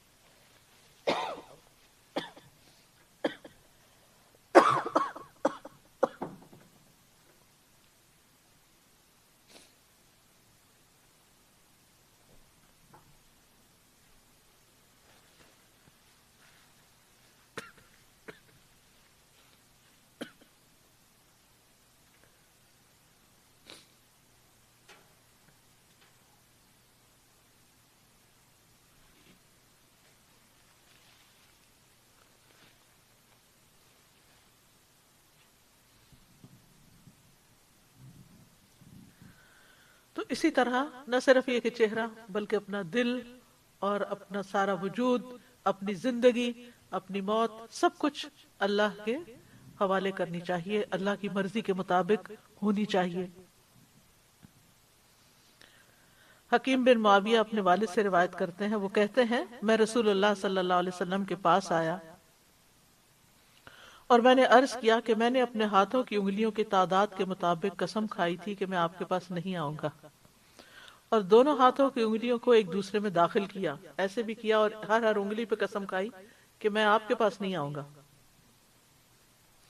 لیکن اب میں آپ کے پاس آ گیا ہوں. تو قسم ہے اس ذات کی جس نے آپ کو حق کے ساتھ بھیجا کہ اس نے آپ کو کس چیز کے ساتھ بھیجا ہے. یعنی آپ بتائیے آپ کیا دعوت دیتے ہیں؟ آپ نے فرمایا اسلام کے ساتھ. انہوں نے پوچھا اسلام کیا ہے؟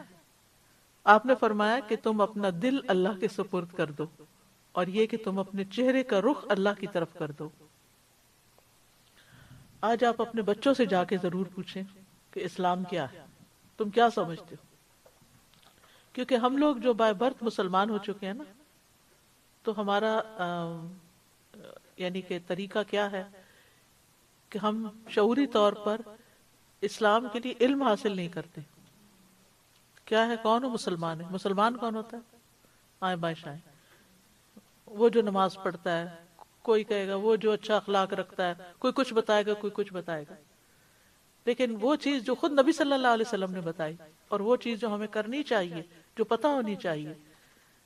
ہماری ایک ٹیچر نے جب میں گریڈ 9 میں تھی اس وقت ہمارے ساتھ یہ ایکسرسائز کی تھی، اور آج تک مجھے یہ بات نہیں بھولتی کہ انہوں نے اتنے اچھے طریقے سے ہمیں اسلام کا پورا کانسیپٹ سمجھا دیا تھا کہ اسلام کا جو لفظ ہے وہ اپنے آپ کو کسی کے حوالے کر دینا، یعنی اپنی مرضی نہیں پھر رہتی، پھر جس کے حوالے کیا نا اس کی مرضی.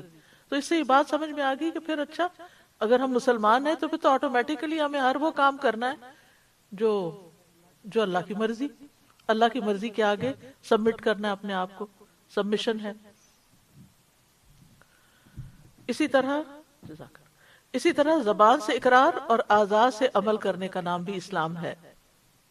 ان المسلمین والمسلمات والمؤمنین والمؤمنات والقانتین والقانتات والصادقین والصادقات والصابرین والصابرات والخاشعین والخاشعات والمتصدقین والمتصدقات والصائمین والصائمات والحافظین فروجہم والحافظات والذاکرین اللہ کثیرا والذاکرات اعد اللہ لہم مغفرۃ واجرا عظیما. تو یہ ساری صفات جو ہیں یہ ایک مسلمان کے اندر ہوتی ہیں. آغاز ہی اسلام سے ہوا. بے شک مسلم مرد اور مسلم عورتیں، مومن مرد اور مومن عورتیں، فرما بردار مرد اور فرما بردار عورتیں، سچے مرد اور سچی عورتیں، اور صبر کرنے والے مرد اور صبر کرنے والی عورتیں، عاجزی کرنے والے مرد اور عاجزی کرنے والی عورتیں، صدقہ دینے والے مرد اور صدقہ دینے والی عورتیں، روزہ رکھنے والے مرد اور روزہ رکھنے والی عورتیں، اپنی شرمگاہوں کی حفاظت کرنے والے مرد اور حفاظت کرنے والی عورتیں، اور اللہ کا بہت ذکر کرنے والے مرد اور ذکر کرنے والی عورتیں. ان کے لیے اللہ نے بڑی بخشش اور بہت بڑا اجر تیار کر رکھا ہے. یہ مومن کی مخصوص علامات ہیں کہ جو مسلم ہے، جو اسلام لایا ہے، اس کے اندر یہ ساری صفات ہونی چاہیے.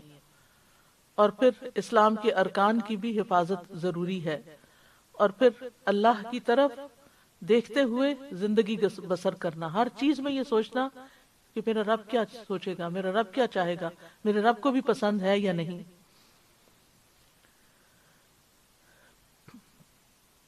ابو درداء کہتے ہیں کہ میں تمہیں ایک حدیث سناتا ہوں جو میں نے خود رسول اللہ صلی اللہ علیہ وسلم سے سنی. آپ کو فرماتے ہوئے میں نے سنا کہ اللہ کی عبادت اس طرح کرو گویا تم اسے دیکھ رہے ہو، اور اگر تم اسے دیکھ نہیں رہے تو یقیناً وہ تمہیں دیکھ رہا ہے. پھر اسی طرح لوگوں کو سلامتی دینا، اپنی ذات سے کسی کو تکلیف نہ دینا، کیونکہ جس کی زبان اور ہاتھ سے سارے مسلمان سلامت رہے وہ دراصل مسلم ہے. پھر دین اسلام پر راضی ہو جانا، رضیت باللہ ربا وبالاسلام دینا وبمحمد نبیا. اور پھر مرتے دم تک اللہ کی فرما برداری پر قائم رہنا. اللہ سبحانہ وتعالی فرماتے ہیں یا ایھا الذین آمنوا اتقوا اللہ حق تقاتہ ولا تموتن الا وانتم مسلمون. اے لوگو جو ایمان لائے ہو، اللہ سے ڈرو جیسا کہ اس سے ڈرنے کا حق ہے، اور تم ہرگز نہ مرو مگر اس حال میں کہ تم مسلم ہو. علامہ اقبال نے بھی کہا تھا نا، چومی گویم مسلمانم بلرزم کمی دانم مشکلات لا الہ را. جب میں کہتا ہوں کہ میں مسلمان ہوں تو میں لرز اٹھتا ہوں، کیونکہ مجھے معلوم ہے کہ مشکلات لا الہ کی کیا ہیں، یعنی لا الہ الا اللہ کی مشکلات کیا ہیں، یعنی مجھے کیا کچھ کرنا ہے، اور اس کرنے کے لیے ہمیں سیکھنا ہے، جاننا ہے. جب تک جانتے نہیں کر بھی نہیں سکتے.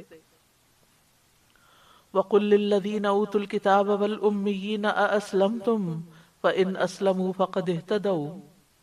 اور کہہ دیجیے ان لوگوں سے جنہیں کتاب دی گئی اور امیوں سے. امی کون تھے؟ اہل عرب. أَأَسْلَمْتُمْ، کیا تم اسلام لاتے ہو، اسلام قبول کرتے ہو؟ نبی صلی اللہ علیہ وسلم کے سامنے دو گروہ تھے، ایک اہل کتاب کا تھا جو مدینہ میں تھے، اور دوسرے مکہ اور اطراف میں تھے. کون؟ اہل عرب. اور خود مدینہ کے اندر بھی اوس اور خزرج اہل عرب میں سے تھے. اور ان کو امی کس لیے کہا جاتا ہے؟ کیونکہ یہ علم حاصل کرنے والے، یعنی ان کے پاس علم نہیں تھا. أَأَسْلَمْتُمْ، کیا تم اسلام لاتے ہو؟ فَإِنْ أَسْلَمُوا فَقَدْ اهْتَدَوْا، پھر اگر وہ اسلام لے آئے تو وہ ہدایت پا گئے. ابو ہریرہ کہتے ہیں کہ ایک دفعہ ہم مسجد نبوی میں تھے کہ نبی صلی اللہ علیہ وسلم گھر سے باہر تشریف لائے اور فرمایا یہودیوں کے پاس چلیں. چنانچہ ہم روانہ ہوئے حتیٰ کہ بیت المدراس کے پاس آئے، یعنی ان کا سینٹر تھا. تو آپ نے ان سے فرمایا اسلام لے آؤ تم سلامت رہو گے، اسلام لے آؤ تم سلامت رہو گے. تو اسلام سراسر سلامتی کا نام ہے. اور خوب جان لو زمین اللہ اور اس کے رسول کی ہے، اور میرا ارادہ ہے کہ تمہیں اس زمین سے جلا وطن کر دوں، لہٰذا تم میں سے کوئی کچھ مال و اسباب پائے تو اسے فروخت کر دے. بصورت دیگر تمہیں معلوم ہونا چاہیے کہ زمین تو اللہ اور اس کے رسول ہی کی ہے. اب یہ ہے کہ جب کوئی شخص مسلمان ہو جاتا ہے تو مشکلات ضرور ہو سکتی ہیں، کسی کو زیادہ کسی کو کم، لیکن اس کے فائدے کیا ہیں؟ سب سے بڑا فائدہ یہ ہے کہ انسان کو ایک ایسا سہارا ملتا ہے کہ جو کبھی نہیں ٹوٹتا. یعنی انسان کو اللہ کی جب پہچان ہو جاتی ہے اور اللہ کے لیے سب کام کرنے لگتا ہے تو پھر اس کے دل سے خوف دور ہو جاتا ہے. وَمَن يُسْلِمْ وَجْهَهُ إِلَى اللَّهِ وَهُوَ مُحْسِنٌ فَقَدِ اسْتَمْسَكَ بِالْعُرْوَةِ الْوُثْقَىٰ وَإِلَى اللَّهِ عَاقِبَةُ الْأُمُورِ. اور جو شخص اپنا چہرہ اللہ کے سپرد کر دے اور وہ نیکی کرنے والا ہو تو یقیناً اس نے مضبوط کڑے کو اچھی طرح پکڑ لیا اور تمام کاموں کا انجام اللہ ہی کی طرف ہے. پھر اسی طرح یہ کہ انسان کے اوپر نصیحت کا اثر ہوتا ہے. ان تسمعوا الا من یؤمن بآیاتنا فهم مسلمون. تم نہیں سناتے مگر انہی کو جو ہماری آیات پر ایمان لاتے ہیں پھر وہ فرما بردار ہیں. پھر خوف اور غم سے نجات مل جاتی ہے. یا عبادی لا خوف علیکم اليوم ولا انتم تحزنون الذین آمنوا بآیاتنا وکانوا مسلمین. اے میرے بندو آج نہ تم پر کوئی خوف ہے نہ تم غمگین ہوگے، وہ لوگ جو ہماری آیات پر ایمان لائے اور وہ فرما بردار تھے. پھر رب کے ہاں اجر لکھا جاتا ہے. بلا من اسلم وجہہ للہ وہو محسن فلہ اجرہ عند ربہ ولا خوف علیہم ولا ہم یحزنون. کیوں نہیں جس نے اپنا چہرہ اللہ کے تابع کر دیا اور وہ نیکی کرنے والا ہو تو اس کے لیے اس کا اجر اس کے رب کے پاس ہے اور نہ ان پر کوئی خوف ہے اور نہ وہ غمگین ہوگے. نعمتوں والی جنتوں میں داخلہ ہے. ان للمتقین عند ربہم جنات النعیم افنجعل المسلمین کالمجرمین ما لکم کیف تحکمون. بلا شبہ ڈرنے والوں کے لیے ان کے رب کے ہاں نعمت والے باغات ہیں، تو کیا ہم فرما برداروں کو جرم کرنے والوں کی طرح کر دیں گے؟ کیا ہے تمہیں، تم کیسے فیصلے کرتے ہو؟ تو بہرحال جو شخص اسلام لے آئے وہ امن میں آ جاتا ہے، دنیا میں بھی اور آخرت میں بھی. وَإِن تَوَلَّوْا فَإِنَّمَا عَلَيْكَ الْبَلَاغُ وَاللَّهُ بَصِيرٌ بِالْعِبَادِ. اور اگر وہ منہ پھیر لیں، فَإِن تَوَلَّوْا فَإِنَّمَا عَلَيْكَ الْبَلَاغُ، تو آپ پر تو پیغام پہنچانے کی ذمہ داری ہے اور اللہ بندوں کو خوب دیکھ رہا ہے کہ وہ کیا کر رہے ہیں، کس بات کے جواب میں کس طرح ریاکٹ کرتے ہیں. تو اس سے یہ بھی پتہ چلتا ہے کہ نبی صلی اللہ علیہ وسلم کو سب کی طرف پیغامبر بنا کر بھیجا گیا تھا اور آپ کی یہ دعوت تمام انسانیت کے لیے ہے. پھر فرمایا ان الذین یکفرون بآیات اللہ ویقتلون النبیین بغیر حق ویقتلون الذین یأمرون بالقسط من الناس فبشرہم بعذاب علیم. بے شک وہ لوگ جو اللہ کی آیات کا انکار کرتے ہیں. نمبر 1 اشارہ ہے اہل کتاب کی طرف، اور نبیوں کو ناحق قتل کرتے ہیں. ایک روایت میں آتا ہے کہ ایک دن میں 100 نبیوں کو قتل کر دیا گیا، اور یہ خود اہل کتاب تھے. اور ان لوگوں کو بھی قتل کر دیتے ہیں جو لوگوں میں سے انصاف کا حکم دیتے ہیں. اب دیکھیں آج بھی جو جج منصف ہوتے ہیں ان کو اپنی جان کا ہمیشہ خطرہ رہتا ہے، تو آپ انہیں دردناک عذاب کی خوشخبری دے دیجئے. یعنی ان لوگوں کی سرکشی اور بغاوت اس حد تک پہنچ چکی ہے کہ وہ انبیاء پر ہاتھ اٹھانے لگے اور پھر اس کے ساتھ ساتھ جو بھی کوئی نیکی کا حکم دے اس کو بھی ختم کرنے لگے، اور جو انصاف کی بات کرے وہ بھی ان کو اچھا نہیں لگتا تھا، اس کو بھی جینے کا حق نہیں دیتے تھے. تو پھر ایسی صورت میں ان کو خوشخبری دے دیجیے عذاب علیم کی. بشر ہوں، بشر کا لفظ جو ہوتا ہے خبر دینے کے لیے آتا ہے. ہر وہ خبر جس سے چہرے کا رنگ بدل جائے،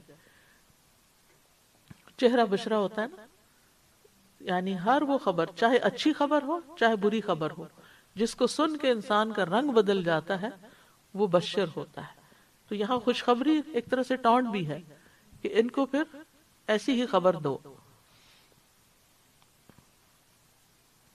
تو کبھی یہ خبر خوشی کی ہوتی ہے اور کبھی غم کی بھی ہوتی ہے. یاد رکھیے نبی کو قتل کرنے والے کے لیے سخت شدید سزا ہے. رسول اللہ صلی اللہ علیہ وسلم نے فرمایا قیامت کے دن سب سے زیادہ سخت عذاب اس شخص کو ہوگا جس نے کسی نبی کو قتل کیا ہوگا یا اس نے کسی نبی کو شہید کیا ہو، اور گمراہ کرنے والا امام اور تصویریں بنانے والوں میں سے جاندار چیزوں کی تصویریں بنانے والا. اولئک الذین حبطت اعمالهم فی الدنیا والآخرۃ وما لهم من ناصرین، یہی وہ لوگ ہیں جن کے اعمال دنیا اور آخرت میں برباد ہو گئے اور ان کے لیے کوئی بھی مددگار نہ ہوں گے۔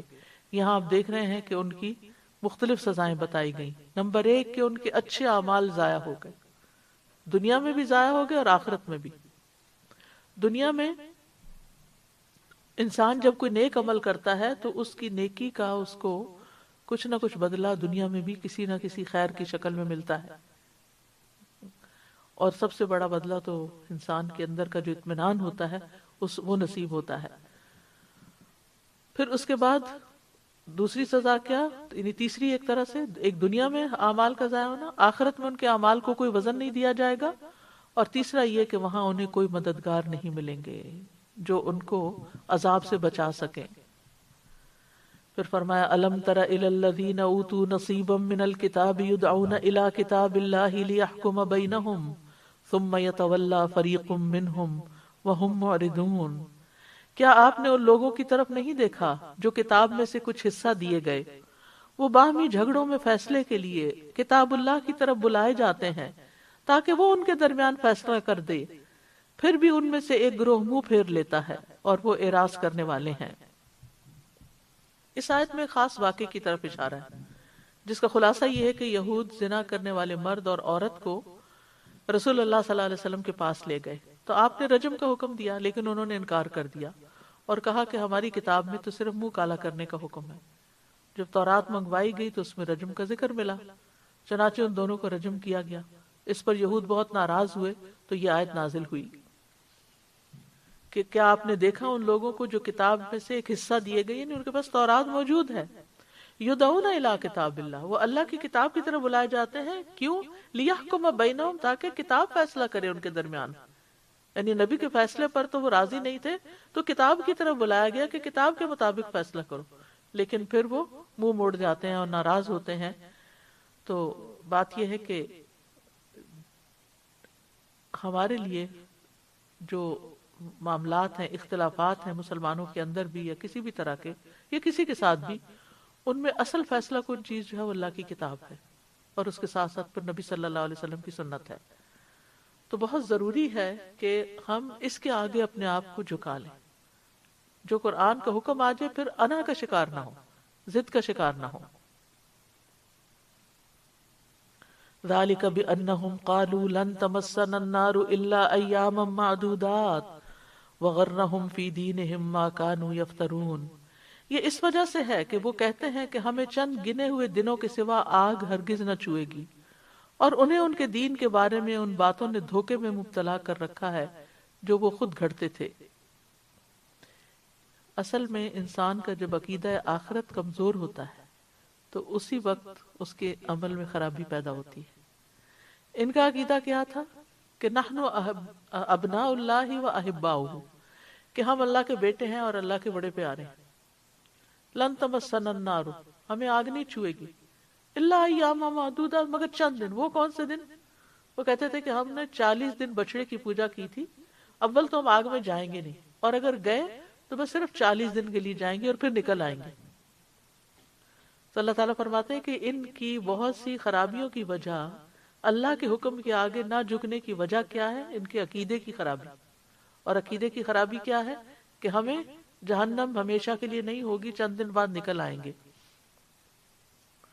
وغرہم فی دینہم ما کانوا یفترون، اور دین کے بارے میں انہیں ان چیزوں نے دھوکے میں یا ان باتوں نے دھوکے میں مبتلا کر رکھا ہے جو وہ خود گھڑ لیتے ہیں، یعنی دین میں ہے نہیں۔ اور وہ کیا باتیں گھڑی کہ ہم اللہ کے بڑے پیارے ہیں، اور اللہ سبحانہ تعالیٰ نے اس کا بھی رد کیا ہے قرآن میں کہ کہہ دیجئے پھر وہ تمہیں تمہارے گناہوں کی وجہ سے سزا کیوں دیتا ہے، بلکہ تم اس مخلوق میں سے ایک بشر ہو جو اس نے پیدا کی، جسے چاہتا ہے بخشتا ہے، جسے چاہتا ہے سزا دیتا ہے۔ اور دوسرا ان کا غلط عقیدہ یہی کہ یعنی ما کانوا یفترون جو ہے کہ ہمیں صرف چند دن آگ چھوئے گی۔ تو یاد رکھیے کہ اور پھر ان کا یہ خیال بھی تھا کہ جنت میں صرف ہم ہی جائیں گے۔ وَقَالُوا لَن يَدْخُلَ الْجَنَّةَ إِلَّا مَنْ كَانَ هُودًا أَوْ نَصَارَىٰ، کہ جنت میں صرف یہودی اور عیسائی جائیں گے، مسلمان اور دوسرے کوئی نہیں جائے گا. تلک امانیہم، اللہ تعالیٰ فرماتے ہیں یہ ان کی تمنائیں ہیں، یہ ان کی آرزویں ہیں. قل ہاتوا برہانکم ان کنتم صادقین، کہہ دیجئے لاؤ کوئی دلیل اگر تم سچے ہو.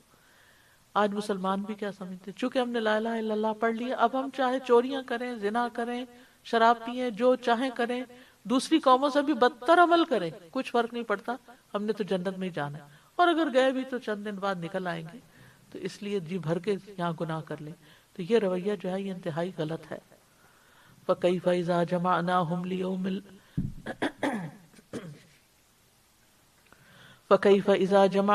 لِيَوْمٍ لَا رَيْبَ فِيهِ وَوُفِّيَتْ كُلُّ نَفْسٍ مَا كَسَبَتْ وَهُمْ لَا يُظْلَمُونَ. بس کیا حال ہوگا جب ہم انہیں اس دن جمع کریں گے جس کے آنے میں کوئی شک نہیں، اور ہر شخص کو اس کی کمائی کا پورا پورا بدلہ دے دیا جائے گا اور ان پر ظلم نہ کیا جائے گا. یعنی آج یہ جو بھی سمجھتے ہیں، جس دھوکے میں بھی مبتلا ہے، اس کا اندازہ ان کو کل جا کر قیامت کے دن ہوگا، جس دن اللہ تعالیٰ سب لوگوں کو جمع کر لے گا اور جس کے آنے میں کوئی شک بھی نہیں، اور وہاں ہر شخص کو اپنے کیے کا بدلہ ملے گا. یہ بھی بہت ڈرنے والی بات ہے کہ ہر شخص کو اس کے کیے کا بدلہ، اس کی کمائی کا بدلہ دیا جائے گا. تو ہم سب کو سوچنا چاہیے کہ ہماری آخرت کے لیے کیا کوششیں ہیں، کون سے نیک ہم کام کر رہے ہیں، اور ان میں ہمارا دل کتنا لگتا ہے، اور اس کے لیے ہم کتنی مشقت برداشت کر سکتے ہیں، کتنی مخالفت برداشت کر سکتے ہیں، اور ان پر ظلم نہ کیا جائے گا.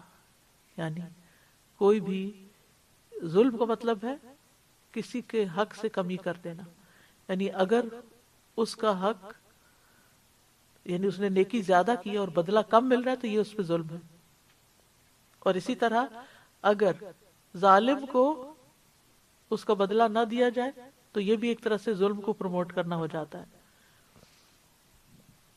قل اللہم مالک الملک تؤتی الملک من تشاء وتنزع الملک ممن تشاء وتعز من تشاء وتذل من تشاء بیدک الخیر انک علی کل شیء قدیر. کہہ دیجئے اے اللہ ساری بادشاہت کے مالک، تو بادشاہت عطا کرتا ہے جسے تو چاہتا ہے، اور تو بادشاہت چھین لیتا ہے جس سے تو چاہتا ہے، اور تو عزت دیتا ہے جسے تو چاہتا ہے، اور تو ذلت دیتا ہے جسے تو چاہتا ہے. ساری بھلائی تیرے ہی ہاتھ میں ہے، بے شک تو ہر چیز پر پوری قدرت رکھنے والا ہے. سبحان اللہ، اللہ کی ایبسولوٹ اتھارٹی اور قدرت کا ذکر ہے یہاں کہ ہر چیز اس کے ہاتھ میں ہے. اور پھر خاص طور پر اہل کتاب اس غلط فہمی میں مبتلا تھے کہ نبوت کا سلسلہ ہمیشہ انہی کے اندر رہے گا.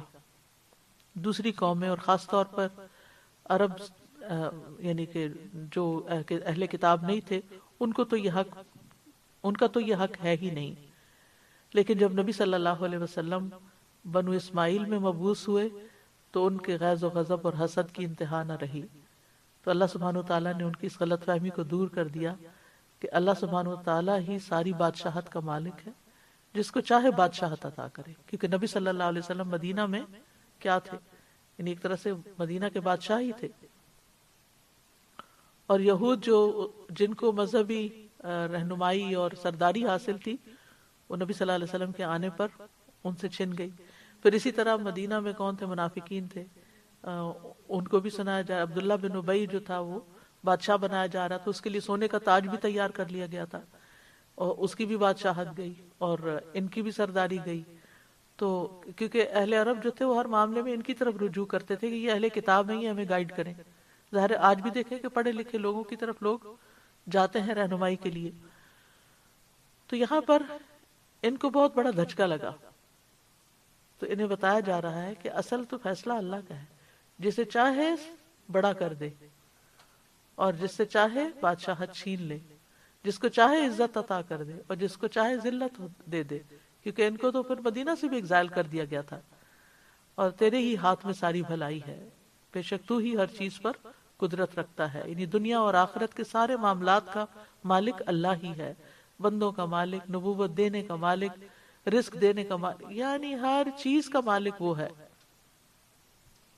وہ جس کو جو چاہے عطا کرے اور جس سے جو چاہے لے کر اس کو ذلیل کر دے. بھلائی بھی اللہ ہی کے ہاتھ میں ہے. بیدک الخیر، یعنی ہر قسم کی بھلائی. اس لیے ضرورتوں کے وقت اللہ ہی کے سامنے ہاتھ پھیلانا چاہیے. تو یاد رکھیے کہ زمین اور آسمان کی ہر چیز کا مالک اللہ ہے. جب انسان یہ بات سوچ لیتا ہے نا تو پھر اسی کی طرف رجوع کرتا ہے. پھر بندوں سے امید نہیں رکھتا، وہ اللہ سے امید رکھتا ہے، اور وہی مسبب الاسباب ہوتا ہے، وہی بندوں کے دل میں رحم ڈالتا ہے. لیکن یہ کہ انسان اس بات کو سمجھتا کم ہے. تو زمین و آسمان کی ساری چیزیں اس کی ملکیت ہے، اور کوئی اس کی ملکیت میں شریک بھی نہیں کہ کسی چیز پر اللہ کا حکم چلے اور کسی پر کسی اور کا. تو جب اللہ ہی مالک ہے تو پھر ہمیں اسی سے سوال کرنا چاہیے اور اسی سے بخشش طلب کرنی چاہیے. اور یہ آیات جو ہیں ان کے ساتھ ارحمنی رحمتن تغنینی بہا ان رحمت من سواک، اتنا حصہ جو ہے وہ شامل کر کے اگر انسان پڑھتا ہے تو نبی صلی اللہ علیہ وسلم نے حضرت معاذ سے فرمایا تھا کہ کیا میں تمہیں ایسی دعا سکھاؤں کہ جس کے ساتھ تم دعا کرو، اگر تم پر احد پہاڑ کے برابر بھی قرضہ ہو تو اللہ اس سے تم سے ادا کروا دے گا. تو کتنی خوبصورت دعا ہے. اور یہاں ہر شخص قرضے میں کسی نہ کسی طرح جکڑا ہوا ہے، تو یہ دعا پڑھنی چاہیے. الہدا نے جو کارڈ چھاپا ہے نا قرض سے نجات کی دعا، اس میں یہ لکھی ہوئی ہے دعا: تولج اللیل فی النہار وتولج النہار فی اللیل وتخرج الحی من المیت وتخرج المیت من الحی وترزق من تشاء بغیر حساب. تو ہی رات کو دن میں اور دن کو رات میں داخل کرتا ہے، اور تو ہی زندہ کو مردہ سے اور مردہ کو زندہ سے نکالتا ہے، اور تو ہی جسے چاہتا ہے بے حساب رزق عطا کرتا ہے. یعنی اللہ کے سوا یہ کوئی بھی نہیں کر سکتا. رات کو دن میں داخل کرتا ہے، یعنی حالات بدل جاتے ہیں. آج رات ہے، اندھیرا ہے اور تکلیف ہے، پریشانی ہے، ہر طرف ایک فکر، خوف، غم، پریشانی کے اندھیرے چھائے ہوئے ہیں. اللہ چاہے تو آن کی آن میں بدل دے. جس طرح اس نے امن کو خوف میں بدل دیا، اسی طرح وہ خوف کو بھی امن میں بدل سکتا ہے. اور یہ آیت اس لحاظ سے بہت خوبصورت ہے کہ تو ہی ہے رات کو دن میں ڈالنے والا اور دن کو رات میں ڈالنے والا، اور تو زندہ کو مردہ سے نکالتا ہے اور مردہ کو زندہ سے نکال لیتا ہے. یعنی ہم دیکھتے ہیں کہ ایک بیج جو ہے بالکل ایک مردہ سی چیز ہوتی ہے اور اس سے لہلہاتا پودا نکل آتا ہے، اور اسی طرح پھر وہ آخر میں سوکھ جاتا ہے اور زندہ پودا جو ہے وہ مر جاتا ہے. اور اسی طرح انسان ہے. اور ایک معنی یہ بھی لیا گیا ہے کہ مردہ سے زندہ کا مطلب یہ کافر سے مسلمان ہو جاتا ہے. جیسے آزر سے ابراہیم علیہ السلام، یعنی کافر سے مسلمان پیدا ہو جاتا ہے، اور اسی طرح مسلمانوں کے کئی بچے اسلام سے دور چلے جاتے ہیں. جی، وَتَرْزُقُ مَن تَشَاءُ بِغَيْرِ حساب، اور تو جس کو چاہتا ہے بے حساب رزق دیتا ہے. تو یاد رکھیے رزق کی کنجی اللہ کے پاس ہے. تمام مخلوقات کا رزق اللہ کے ہاتھ میں ہے. وَمَا مِن دَابَّةٍ إِلَّا عَلَى اللَّهِ رِزْقُهَا، اور زمین میں چلنے والا کوئی جاندار ایسا نہیں مگر اس کا رزق اللہ ہی پر ہے. وہی رزق بڑھاتا ہے، وہی گھٹاتا ہے. یعنی ایک ہفتہ پہلے یا ایک مہینہ پہلے کوئی سوچ بھی نہیں سکتا تھا کہ اس طرح پلنج آئے گا اور اس طرح ہر چیز ڈوب جائے گی. ہر روز کتنی ہی کمپنیاں جو ہیں وہ بینکرپسی کا شکار ہو رہی ہیں، اور لوگوں کے اوپر ایک قرضوں کا پہاڑ آ گیا ہے. تو یہ ایک چھوٹی سی چیز نے دنیا کا نقشہ بدل کے رکھ دیا ہے. جب اللہ کی قوت اور قدرت پوری طرح ظاہر ہو تو کوئی زندہ مخلوق بچ نہیں سکتی. ہماری زندگی بھی اسی کے ہاتھ میں ہے، ہمارا رزق بھی اسی کے ہاتھ میں ہے، اور اسی کے اوپر مکمل بھروسہ ہونا چاہیے. لا يتخذ المؤمنون الكافرين اولیاء من دون المؤمنین ومن يفعل ذلك فليس من الله في شيء الا ان تتقوا منهم تقات ويحذركم الله نفسه والى الله المصير. مومنوں کو چھوڑ کر کافروں کو دلی دوست نہ بنائیں. جو ایسا کرے گا وہ اللہ کی کسی حمایت میں نہیں، مگر یہ کہ تم ان کے شر سے بچنا چاہو، اور اللہ تمہیں اپنی ذات سے ڈراتا ہے اور اللہ ہی کی طرف پلٹنا ہے. یہاں پر لفظ اولیاء استعمال ہوا ہے. اولیاء کا لفظ جو ہے یہ ولی کی جمع ہے. ولی ایسے دوست کو کہتے ہیں جس سے دلی محبت اور خصوصی تعلق ہو. تو ایسے تعلق سے منع کیا گیا ہے کہ اہل ایمان